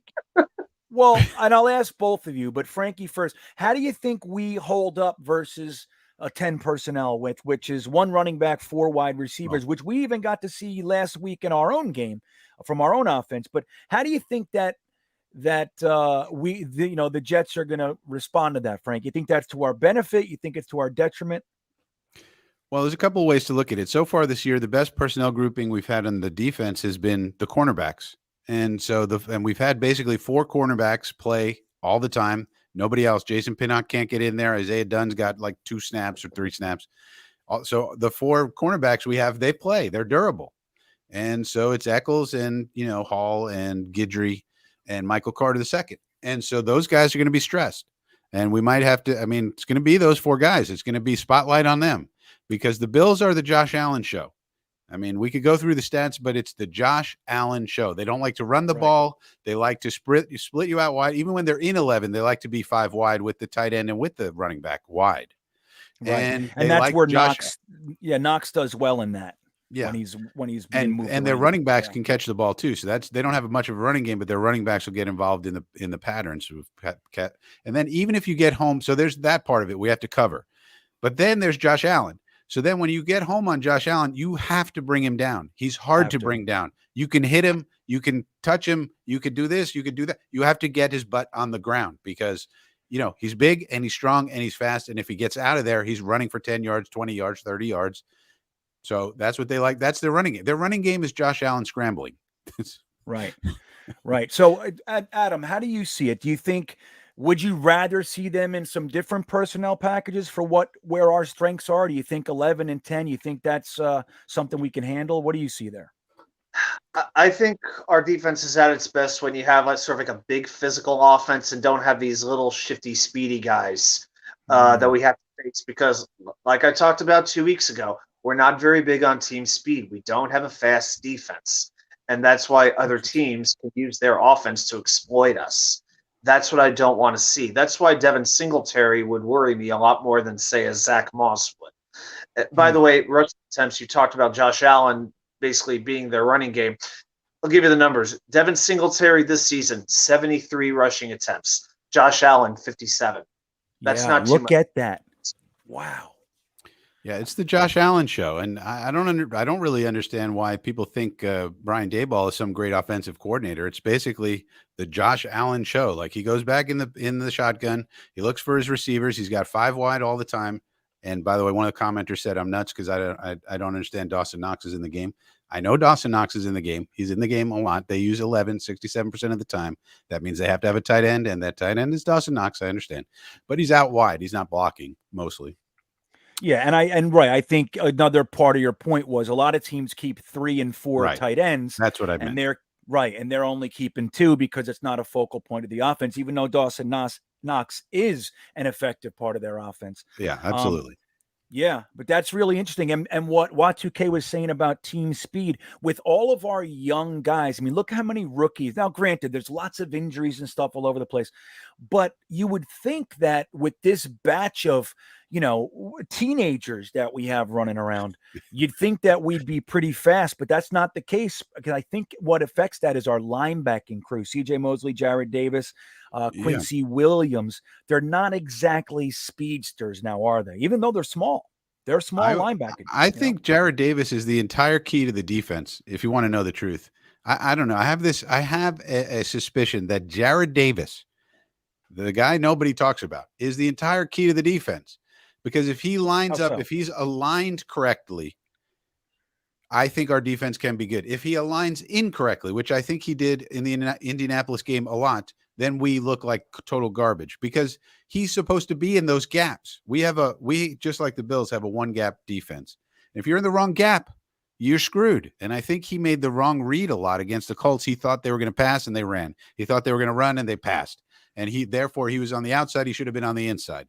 And I could be wrong. Somebody who's an expert on defense might might tell me, Frankie, they're totally wrong. But that's how it seemed to me. Like he just is maybe the entire key to the defense, because if he's misaligned, then there's big holes in our defense, either in the passing game or running game. But the Bills don't run that much. But they might look at our tape and say, you know what, we're going to run in this game instead. They think we're going to throw, we're going to run. They could change it up like that.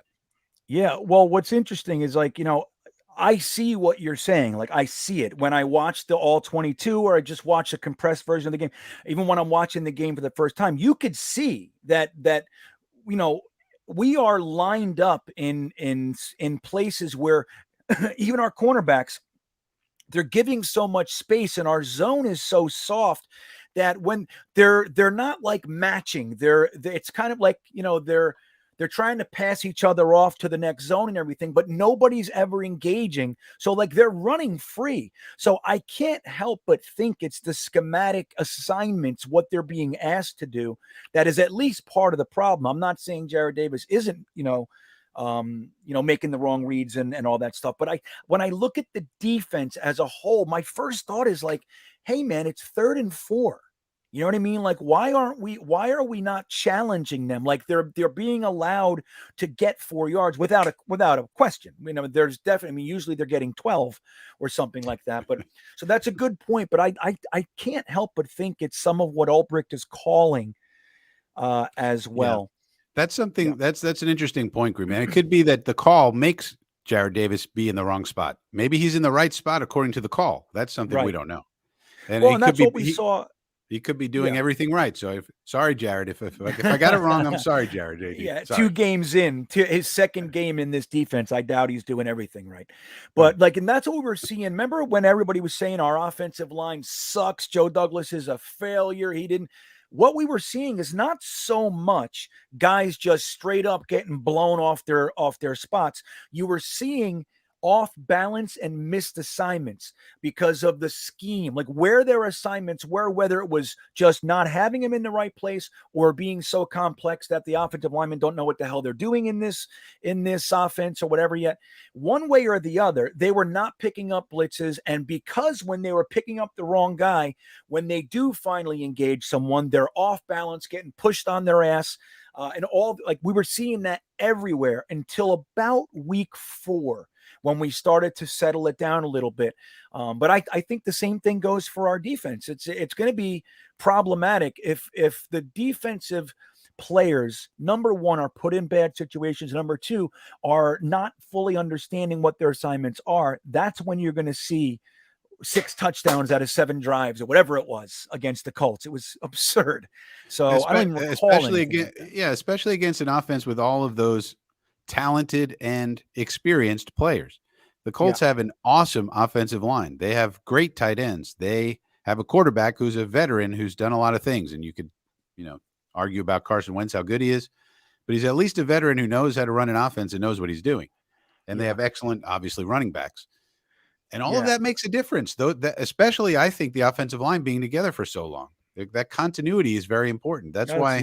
It's paramount.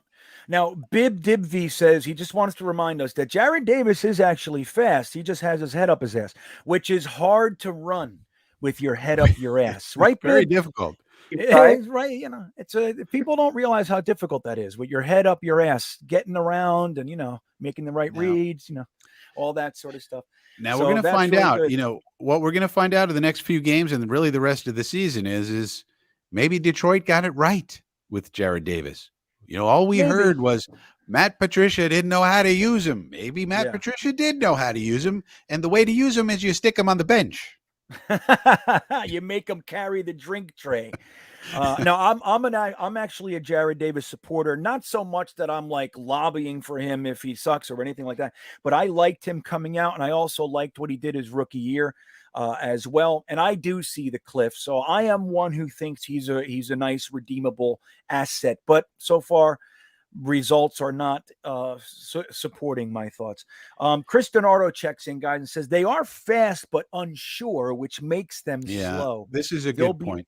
Yeah, it is. I like this. They'll be better and faster when this defense becomes instinctive instead of reactionary to them. And that's what we were talking about earlier with these guys are in their first 7-8 games of the 4 years we're going to have them together. So if these guys can stay together and stay in this defense, they're going to be running this as if it was putting your head on the pillow at night. It's going to be second nature. So I think that's an exciting prospect too.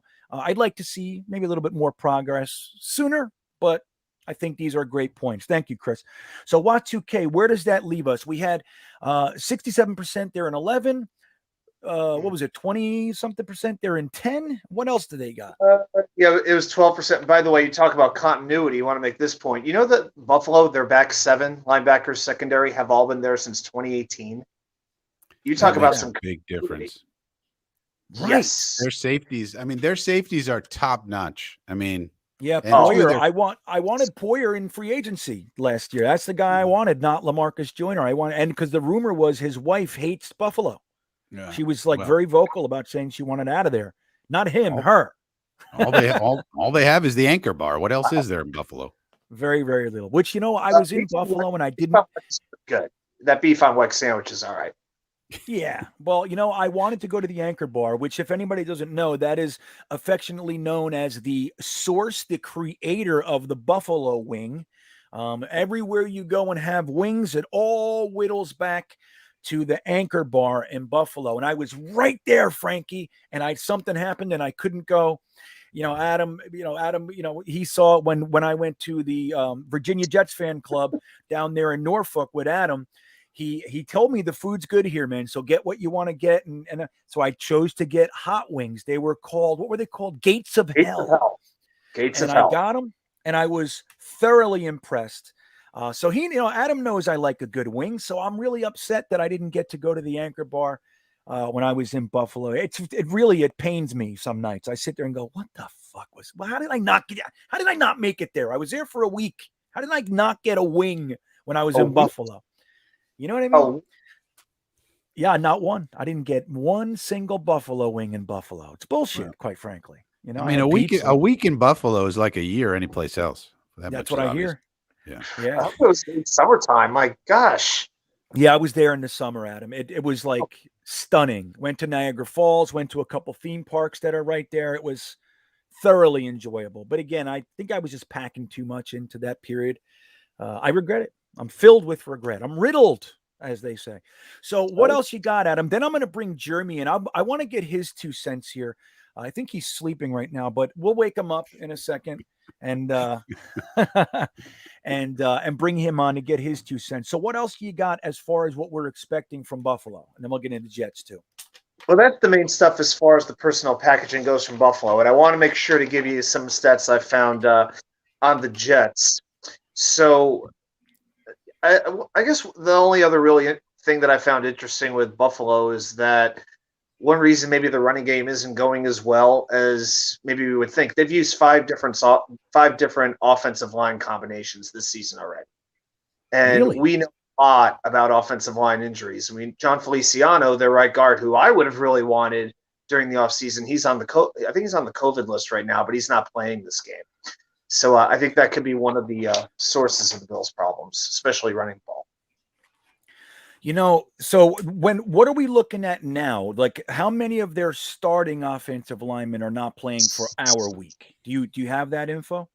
They're supposed to get Spencer Brown, I believe his name is back, their right tackle, and the guy who is playing right tackle is going to shift back over to right guard. So I think Cody most Ford? What? Is that Cody Ford? Do you know? I think it was Cody Ford. I was listening to like a Jets Bills crossover podcast today, and that was the information that I got. They are expecting to get their right tackle back for this game. So that's the main thing there. But something I found interesting was with the Jets personnel. So they're using the 11 personnel most frequently, 60% of the time. So a little bit less than Buffalo. All right, so 1 running back, 1 tight end. Now, I not only want to give you what the Jets are using percentage-wise, but I want to compare it to the league average, and I have some information on how the personnel groupings have changed over the course of the season. Okay. So let me do this. Let me before we switch gears and go that way, I'll bring Jeremy on. I want to just get his thoughts on this, and then the next thing we'll do exactly that. So, before we do any of that, I want to ask Jeremy. Jeremy is known as somewhat of a shitty food connoisseur, and I don't mean shitty as bad. I mean like,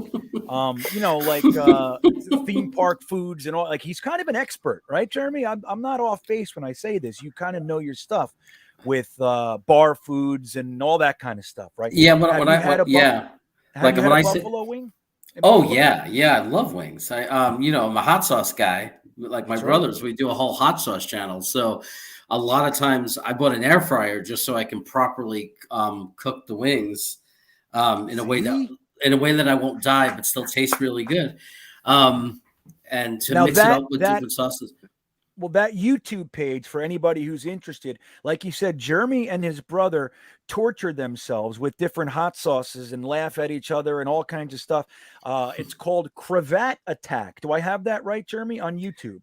It is Cravat Attack. Yep. It's Right. like me and my two brothers. KREVAT. Right. KREVAT Attack. I love the traditional wings though. I mean, I do the hot sauce for the hot sauce videos. I have a million hot sauces in my fridge. It drives my wife crazy because it takes up so much space. But we had a place. I went to Stony Brook in Long Island in college, and there was a place. I guess the owner was from Buffalo, and it was a place called Gilligan's right near the campus. And they would have I think it was 15-cent wing nights. I mean, but this was back in the early 90s. And they had wings that were supposedly very authentic to Buffalo. And they were the most amazing wings I've ever had in my life. We used to go there every Monday for Monday Night Football and just eat these wings. And they were great. Just loved them. Yeah. It's like, can I have one wing, please? I'm in college. I'm very poor. Can I have one wing? Can I have a glass of water and 10 of those 15-cent wings? Right. It's $1.50. So that's really cool. So don't forget, It's Jeremy splurge has for the Cravat ice Attack. and the water. Yeah. So, Jeremy, what do you think about these Buffalo personnel groupings that we're talking about? Like Y2K said, he said, they come out essentially 66% of the time they're running 11, then the next is 10. And that's kind of what we're looking at from them. They use Dawson Knox, but they're not a tight end heavy team. They're not trying to batter you. How do you take that as far as the Jets are concerned? What do you see? Is it problematic, or is it going to be advantageous for the Jets? I think it depends on what they do with them because, obviously, okay, from our side, it's a lot depends on our defensive line. Which team is going to show up? Is it going to be the whole line playing well? Is Williams going to play well, opening up JFM and opening up the other guys in the rotation? And like we can kind of control that. And if the defensive line plays really well and that helps our linebackers play well, then I think we could be okay.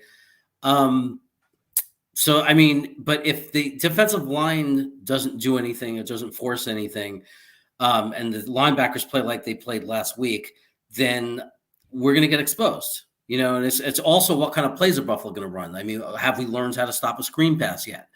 Because are they going to do those kind of passes? So it's really, I think it's problematic if we don't play well. But I think that when we play well, we have, the defensive side is very intelligently coached. I think Saleh is a defensive head coach.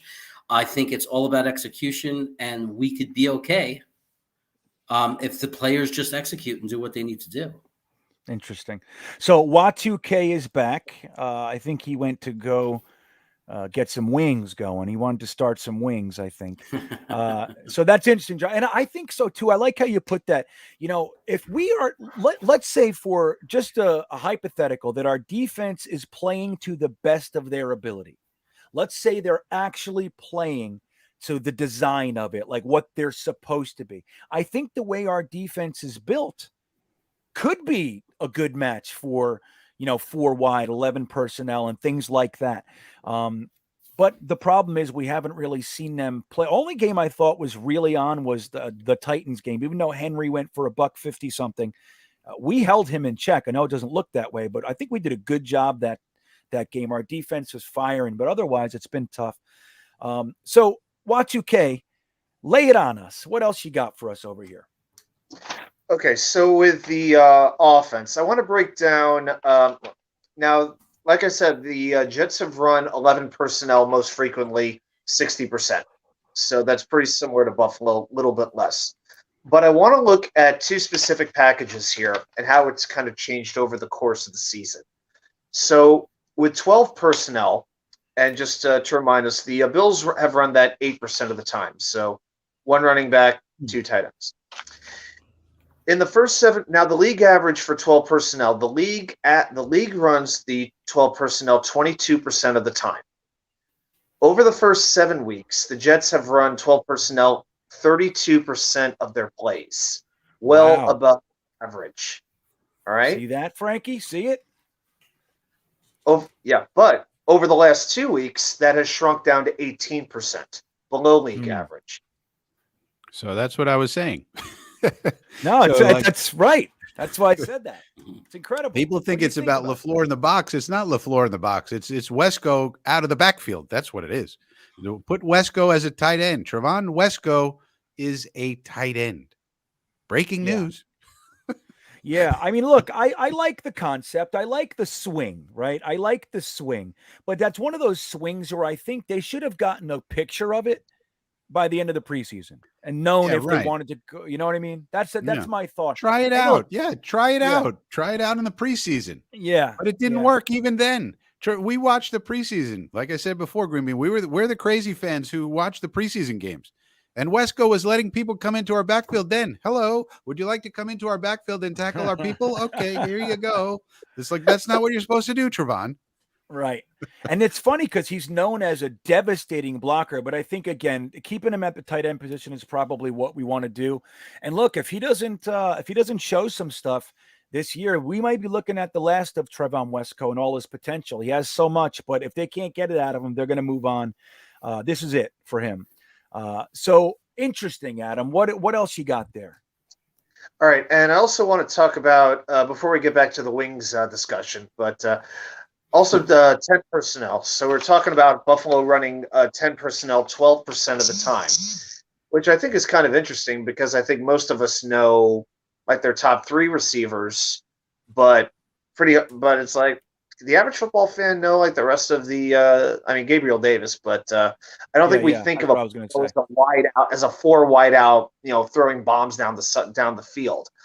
But in 10 personnel, the league average is 2%. They run 4 wide receivers 2% of the time.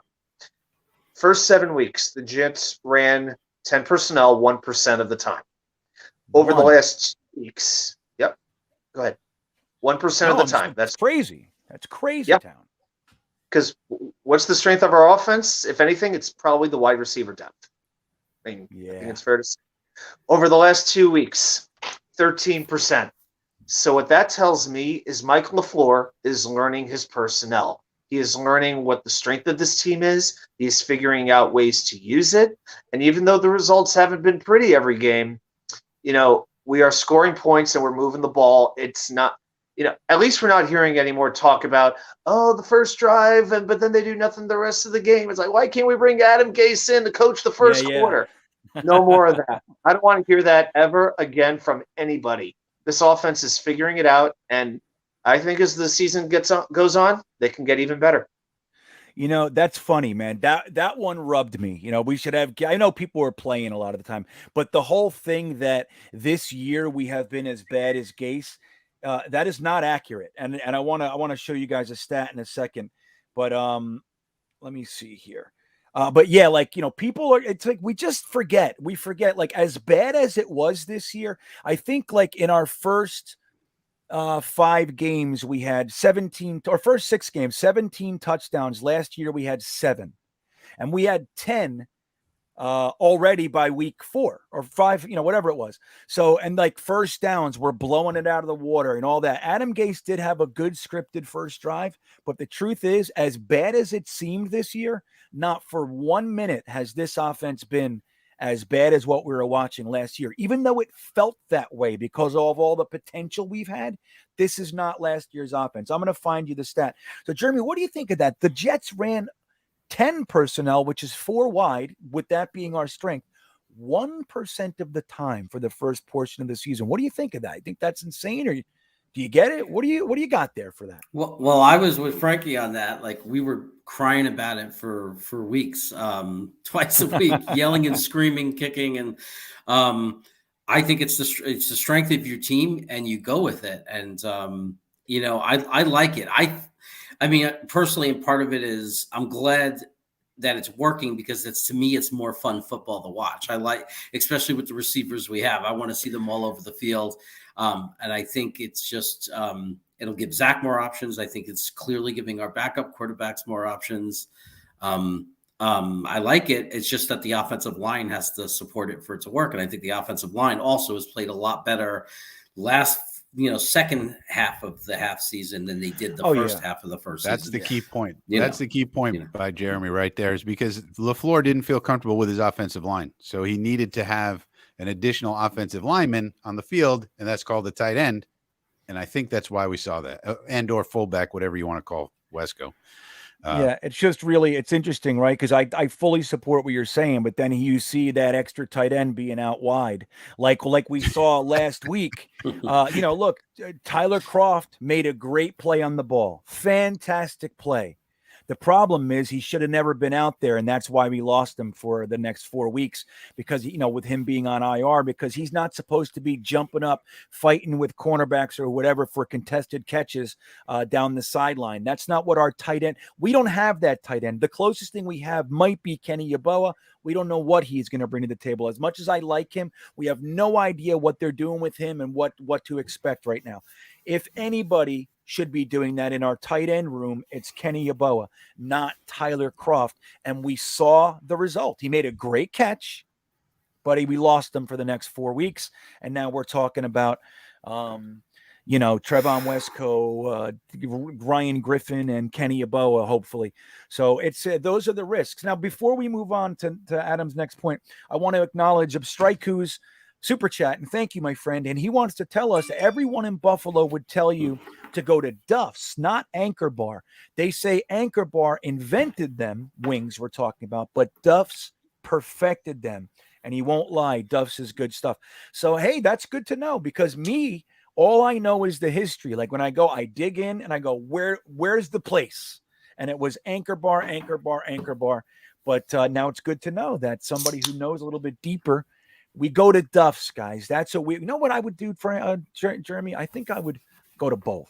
If I go there again, I'm going to go to both and compare them. That's what I'm going to do. That seems up my alley. Hey, so I want to give. Go on. I was going to say I would definitely go to both. When I was in Philly, I went to Pat's and Gino's, and then 3 hours later, I went to Tony Luke's. So I mean, I'm all for that. Compare the great places. The question for Jeremy is: do you put hot wings on the buffalo? Do you put hot sauce on the buffalo wings, or not?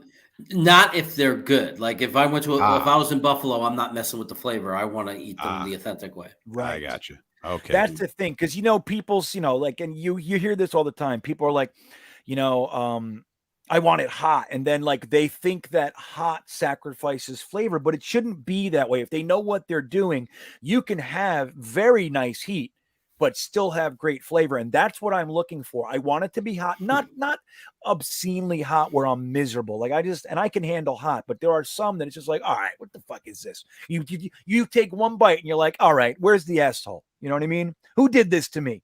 But there are some that you have, like your forehead is sweating. You need some tissues and napkins and stuff, but it still tastes great. And that's what I'm looking for in a wing. So I want to give you guys these stats. So for the first 8 games of the year, in 2020, we had 94 points. In 2021, we have 144 points. We had 7 touchdowns by week 8 last year. 7 touchdowns in 8 weeks.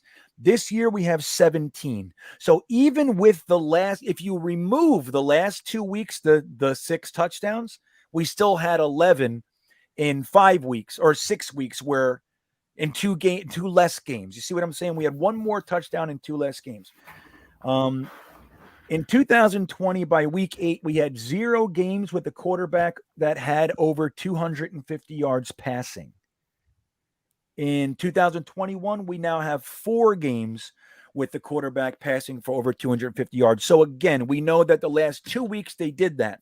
So even before these last 2 weeks in 6 games, we had 2 games over 250, where last year Sam Darnold had 0. So again, 7 touchdowns to 17, 94 points to 144, and no games over 250 yards. That's what we were watching last year. So to keep things in perspective, guys, again, I know it's felt bad. It has never been as bad as it was last year. It's not even the same thing. You know what I'm saying? It was lifeless last year. Lifeless. This year we have life. It's not always good looking life. It's kind of ugly, maybe crippled to a degree, but it's alive. And that's the difference this year. We have potential. Last year we had what are the Matt O'Leary says, the corpse of Chris Hogan, right? The corpse of Chris Hogan. That's all we had running around last year. Dante Moncrief. So it's a big difference. So thank you, Straiku. What else you got for us, Adam? What are we looking at here? You know, stats, that's kind of the biggest, that's the main stuff that I wanted to focus on. I think that's the kind of stuff that the people want to hear. Just a couple of interesting little random notes I found. One thing people don't talk enough about is really special teams. Tyler Bass, the Bills kicker, has made 41 of 42 kicks this year, combined field goals and extra points. So this ain't going to be a Randy Bullock game where a missed field goal might decide the game. I wouldn't count on that. But the other thing and I keep coming back to it, turnovers. The Bills have the best turnover differential in the game, plus 11. The Jets are minus 12. What more do I need to say? Yeah. I mean, look, when you talk about a defense that's struggling, when you're talking about our opposing offense is getting 12 extra unexpected offensive possessions, that's not doing well for your defense, not helping them. Let's just say it that way. So, Frank, too. I've come up a couple of times and we've talked about the Jets typically have this horrible field position as GreenBean's battery died again. Yep. We're good. Keep going. Yeah. But we talk about the Jets consistently have the worst starting field position in football. If that turnover differential was a little bit different, we might not be saying that, because turnovers make a big difference with that. It's not just the return game. Yeah, and Buffalo, does anybody know who Buffalo is tied with for number 1 in the NFL for takeaways? Anybody know? Indianapolis. That's correct. The team we played last week. So we played the Colts and now playing the Bills, the 2 number 1 teams in the NFL for takeaways, while we are floating around the bottom of the barrel, giving the ball away at bargain prices. That's what we're doing. So, Frankie, what do you make of all this? Our personnel packages and how we what we're looking at going into this game. How do you see it playing out, and what are your thoughts on our personnel groupings? Well, I think we've seen the end of the 21 personnel experiment. I hope that stays in the trash bin till next year, and maybe we can get Patrick Ricard. He's a free agent, by the way. Mr. Ricard is. I'd like us to pick him up, please, if we're going to insist on having a fullback. But so we're going to go to 11 and 12, and it looks like the Dolphins are scoring again. What the heck? The freaking Ravens were playing out of their minds the whole season, and then they lay an egg against the Dolphins. You just never know with this NFL. Pick 7. Is anybody still alive in the survivor pool anymore? Is anybody still alive? Pick 6. I mean, Jesus. I don't know. Anybody alive in their pools? Oh yeah, boy. And I think PredictorBot might have had this one as a lock. Really? For the Ravens? Yeah, PredictorBot is not doing too good lately. Well, these are crazy outcomes. I know. These are, who the heck would have picked the Jaguars over the Bills? I mean, Jesus. So that's why I listen. We're going to have, I think a lot is going to depend upon the matchup between their defensive line and our offensive line. They're not going to, in the beginning of the game, I don't think they're going to be blitzing very much. It's not their tendency. They could always change their tendencies. You never know. But I think they're going to look at it and go, we don't need to blitz this team. We got our defensive linemen. We can get in there. And so at least in the beginning, they're probably not going to. And then if that's the case, if our offensive line can do a good job holding up, then White should be able to find his receivers. Now they do have excellent safeties and very good cornerbacks too. So and good linebacker. I mean, their whole defense is good. There's the reason they're rated number 1. But but I think that's the key matchup. If you give White a little bit of time, he'll go through his progressions. He'll find the open guy. He'll take his check downs, and he'll do what we saw. If he's getting, just like any quarterback, if they're getting pressure and knocking him down and getting in his face, it's going to be harder. And as far as the running game, I think the running game is going to be the interesting part. That we should be able to run on them because they're going to be in 4-2-5 a lot. They like 4-2-5. They like the nickel. And we should be able to run against a 4-2-5. So we'll see. And there's Mike White. There he is. Look at that. I forgot to use my toys, guys. I forgot to use my toys. Look Magic Mike. Oh, look at it. That's Wat2K. Look at him. See that? Wat2K, sponsored by Atlantic Health. See, you can see my progression. Well, you can see how I was learning, right? Like I was messing around and I said, okay, well, clearly I can't use that. Let me try to put it to the bottom. I went down here and then I said, okay, it's still kind of intrusive. Oh, that's even worse. Okay. Oh, there it goes. But this is good stuff, man. And I think, that was a really good point that you brought up, Wat2K, which is this defense in large part has been together since 2018. That's what we should aspire to witness. Now, think about this. If we are doing that, if Salah's going to be able to put this defense together like he did in San Francisco with his partner Ulbricht and other coaches like Tony Oden and the like, if they're able to do that, this is only year 1 of that Buffalo defense in 2018. So we got to give it some time. And we can see right now, Buffalo is what we're shooting for as far as why we started so many young guys and why we flooded the defense with all these, linebackers, safeties, cornerbacks, and all that. This is what we're trying to accomplish, what we're about to face. And I think it's a good goal to have, man. So guys, we're gonna wrap this up, man. What do you guys, I'm gonna go around the world here and just give you guys an opportunity. Do you want to share anything? Jeremy, we'll start with you. What do you got going on? You want to tell anybody anything? You want to say anything funny? What do you got?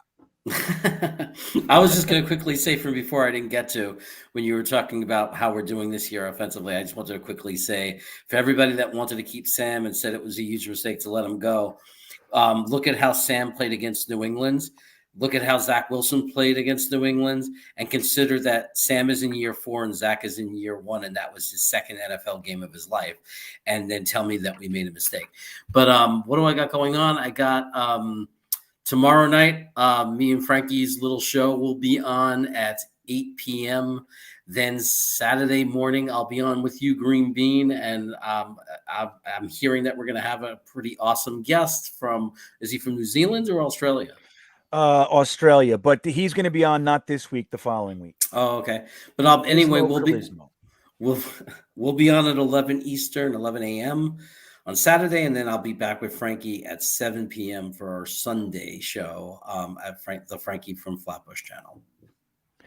Very good, Adam. What do you got cooking? Let everybody know what's going on in Wat2Kville. Well, I had my father in town from New Jersey. I'd seen him actually in a couple of years. He came down for the Bengals game, and before that happened, I took him to the Dirty Buffalo, which is probably the big wing place down here in coastal Virginia. In fact, the owners are actually from Buffalo, so they know they got like the garbage plates that they have in Rochester and all this crazy stuff that you should never eat even when you're wasted. But one of my favorite things that they have there is they do a certain type of wing called tag team wings, where they combine a dry rub and a sauce. And so if you're a pro wrestling fan like I am, they had a couple of different ones. Like the Outsiders was lemon pepper rub and garlic parm sauce. The Bushwhackers was a spicy barbecue with Old Bay rub. If you know Maryland, Baltimore, and Old Bay, you know what I mean. So we just loaded on wings. It was so that was a great place to get some wings. So that was a fun day. That was a very fun day. The Dirty Buffalo, you said? Is that what it was? Dirty Buffalo. Yeah, there's like 4 locations in Norfolk and Virginia Beach and that whole area. They've got about 40 or so, 45 different rubs and sauces. Amazing place. That does. I like that concept. A little dry rub and some liquid sauce combinations. I like it. Not bad. So, Frankie, what do you got cooking? Let everybody know what you're up to. How's PredictorBot? What do you got? PredictorBot's getting broken. That's what's happening. But yeah, I got a video coming out tomorrow. That's a mock draft. Let's start taking a look at the college players. And the only reason I did that is because, we got to start thinking about who should we be watching on Saturdays. They play football on Saturdays. It's called college football. And some of those players might be coming to our team next year. So we got to know who it is we might want to start scouting, looking at, figuring out, do we want this guy, that guy, the other guy? So it's good to know who we might get. I made us like the 5th pick overall. So I don't know if that's going to go. Yeah, and then we had the Seahawks pick, which was like number 12. So I think we got like Evan Neal, and I think I took Nakobe Dean with the second one, the linebacker from Georgia. Yeah. I like it. So that'd be pretty sweet. Yeah, I think I might want like a just fierce, dominating Micah Parsons-esque linebacker, but it's going to be hard. You can't have everything up top. You just can't have it all. You know what I mean? But that sounds cool, man. So don't forget, guys, over at Frankie from Flatbush on YouTube, give those guys your support. Jeremy and Frank do some fun stuff over there. I'm an actual fan, man. I really am. I go over there. I watch all kinds of stuff that Frankie makes, and I think it's great. I want to remind you here, we're having a contest. All you got to do to be entered is follow or subscribe, I should say, on this channel, and also Full-Time Coaster Tour on YouTube. You can win a Manscaped Ultra Smooth pack or some t-shirts from the merch store, some stickers, all kinds of fun stuff. So all you got to do again is sub here and sub at Full-Time Coaster Tour. Also, as Christmas approaches, my sponsor, sportsmemorabilia.com is the first link in in my description under the video. Click on that link. It takes you right to the Jets page. Peruse, have some fun. There's some really cool stuff in there. If you buy anything, spend over $50, you'll get free shipping. But it's not just Jets, it's everything sports. And I'm sure you can find gifts for all your sports fanatic friends and family right there on that link. And guys, I want to thank you for hanging out, man. This was fun. It went really fast for me. I don't know why. I looked at the clock. The first time I looked at the clock, it was almost 11:15. And so that way it was moving. So that's usually good. The chat was vibrant, and I thank you guys for being here. You guys are the absolute best, man. You guys keep it going. And I just love hanging with you, man. I was hanging out with Joe Blewett over at his channel, watching my son his football practice earlier, and I chatted with some guys over there, and it's a lot of the same faces, even for lack of a better term. But it's fun. You guys are the best, and we appreciate you being here. I want to thank you again for being here, and we'll see you some other time. Now I'm going to play this video in its entirety. I cut it off earlier, but enjoy, and we'll see you next time. Have a good night, everybody.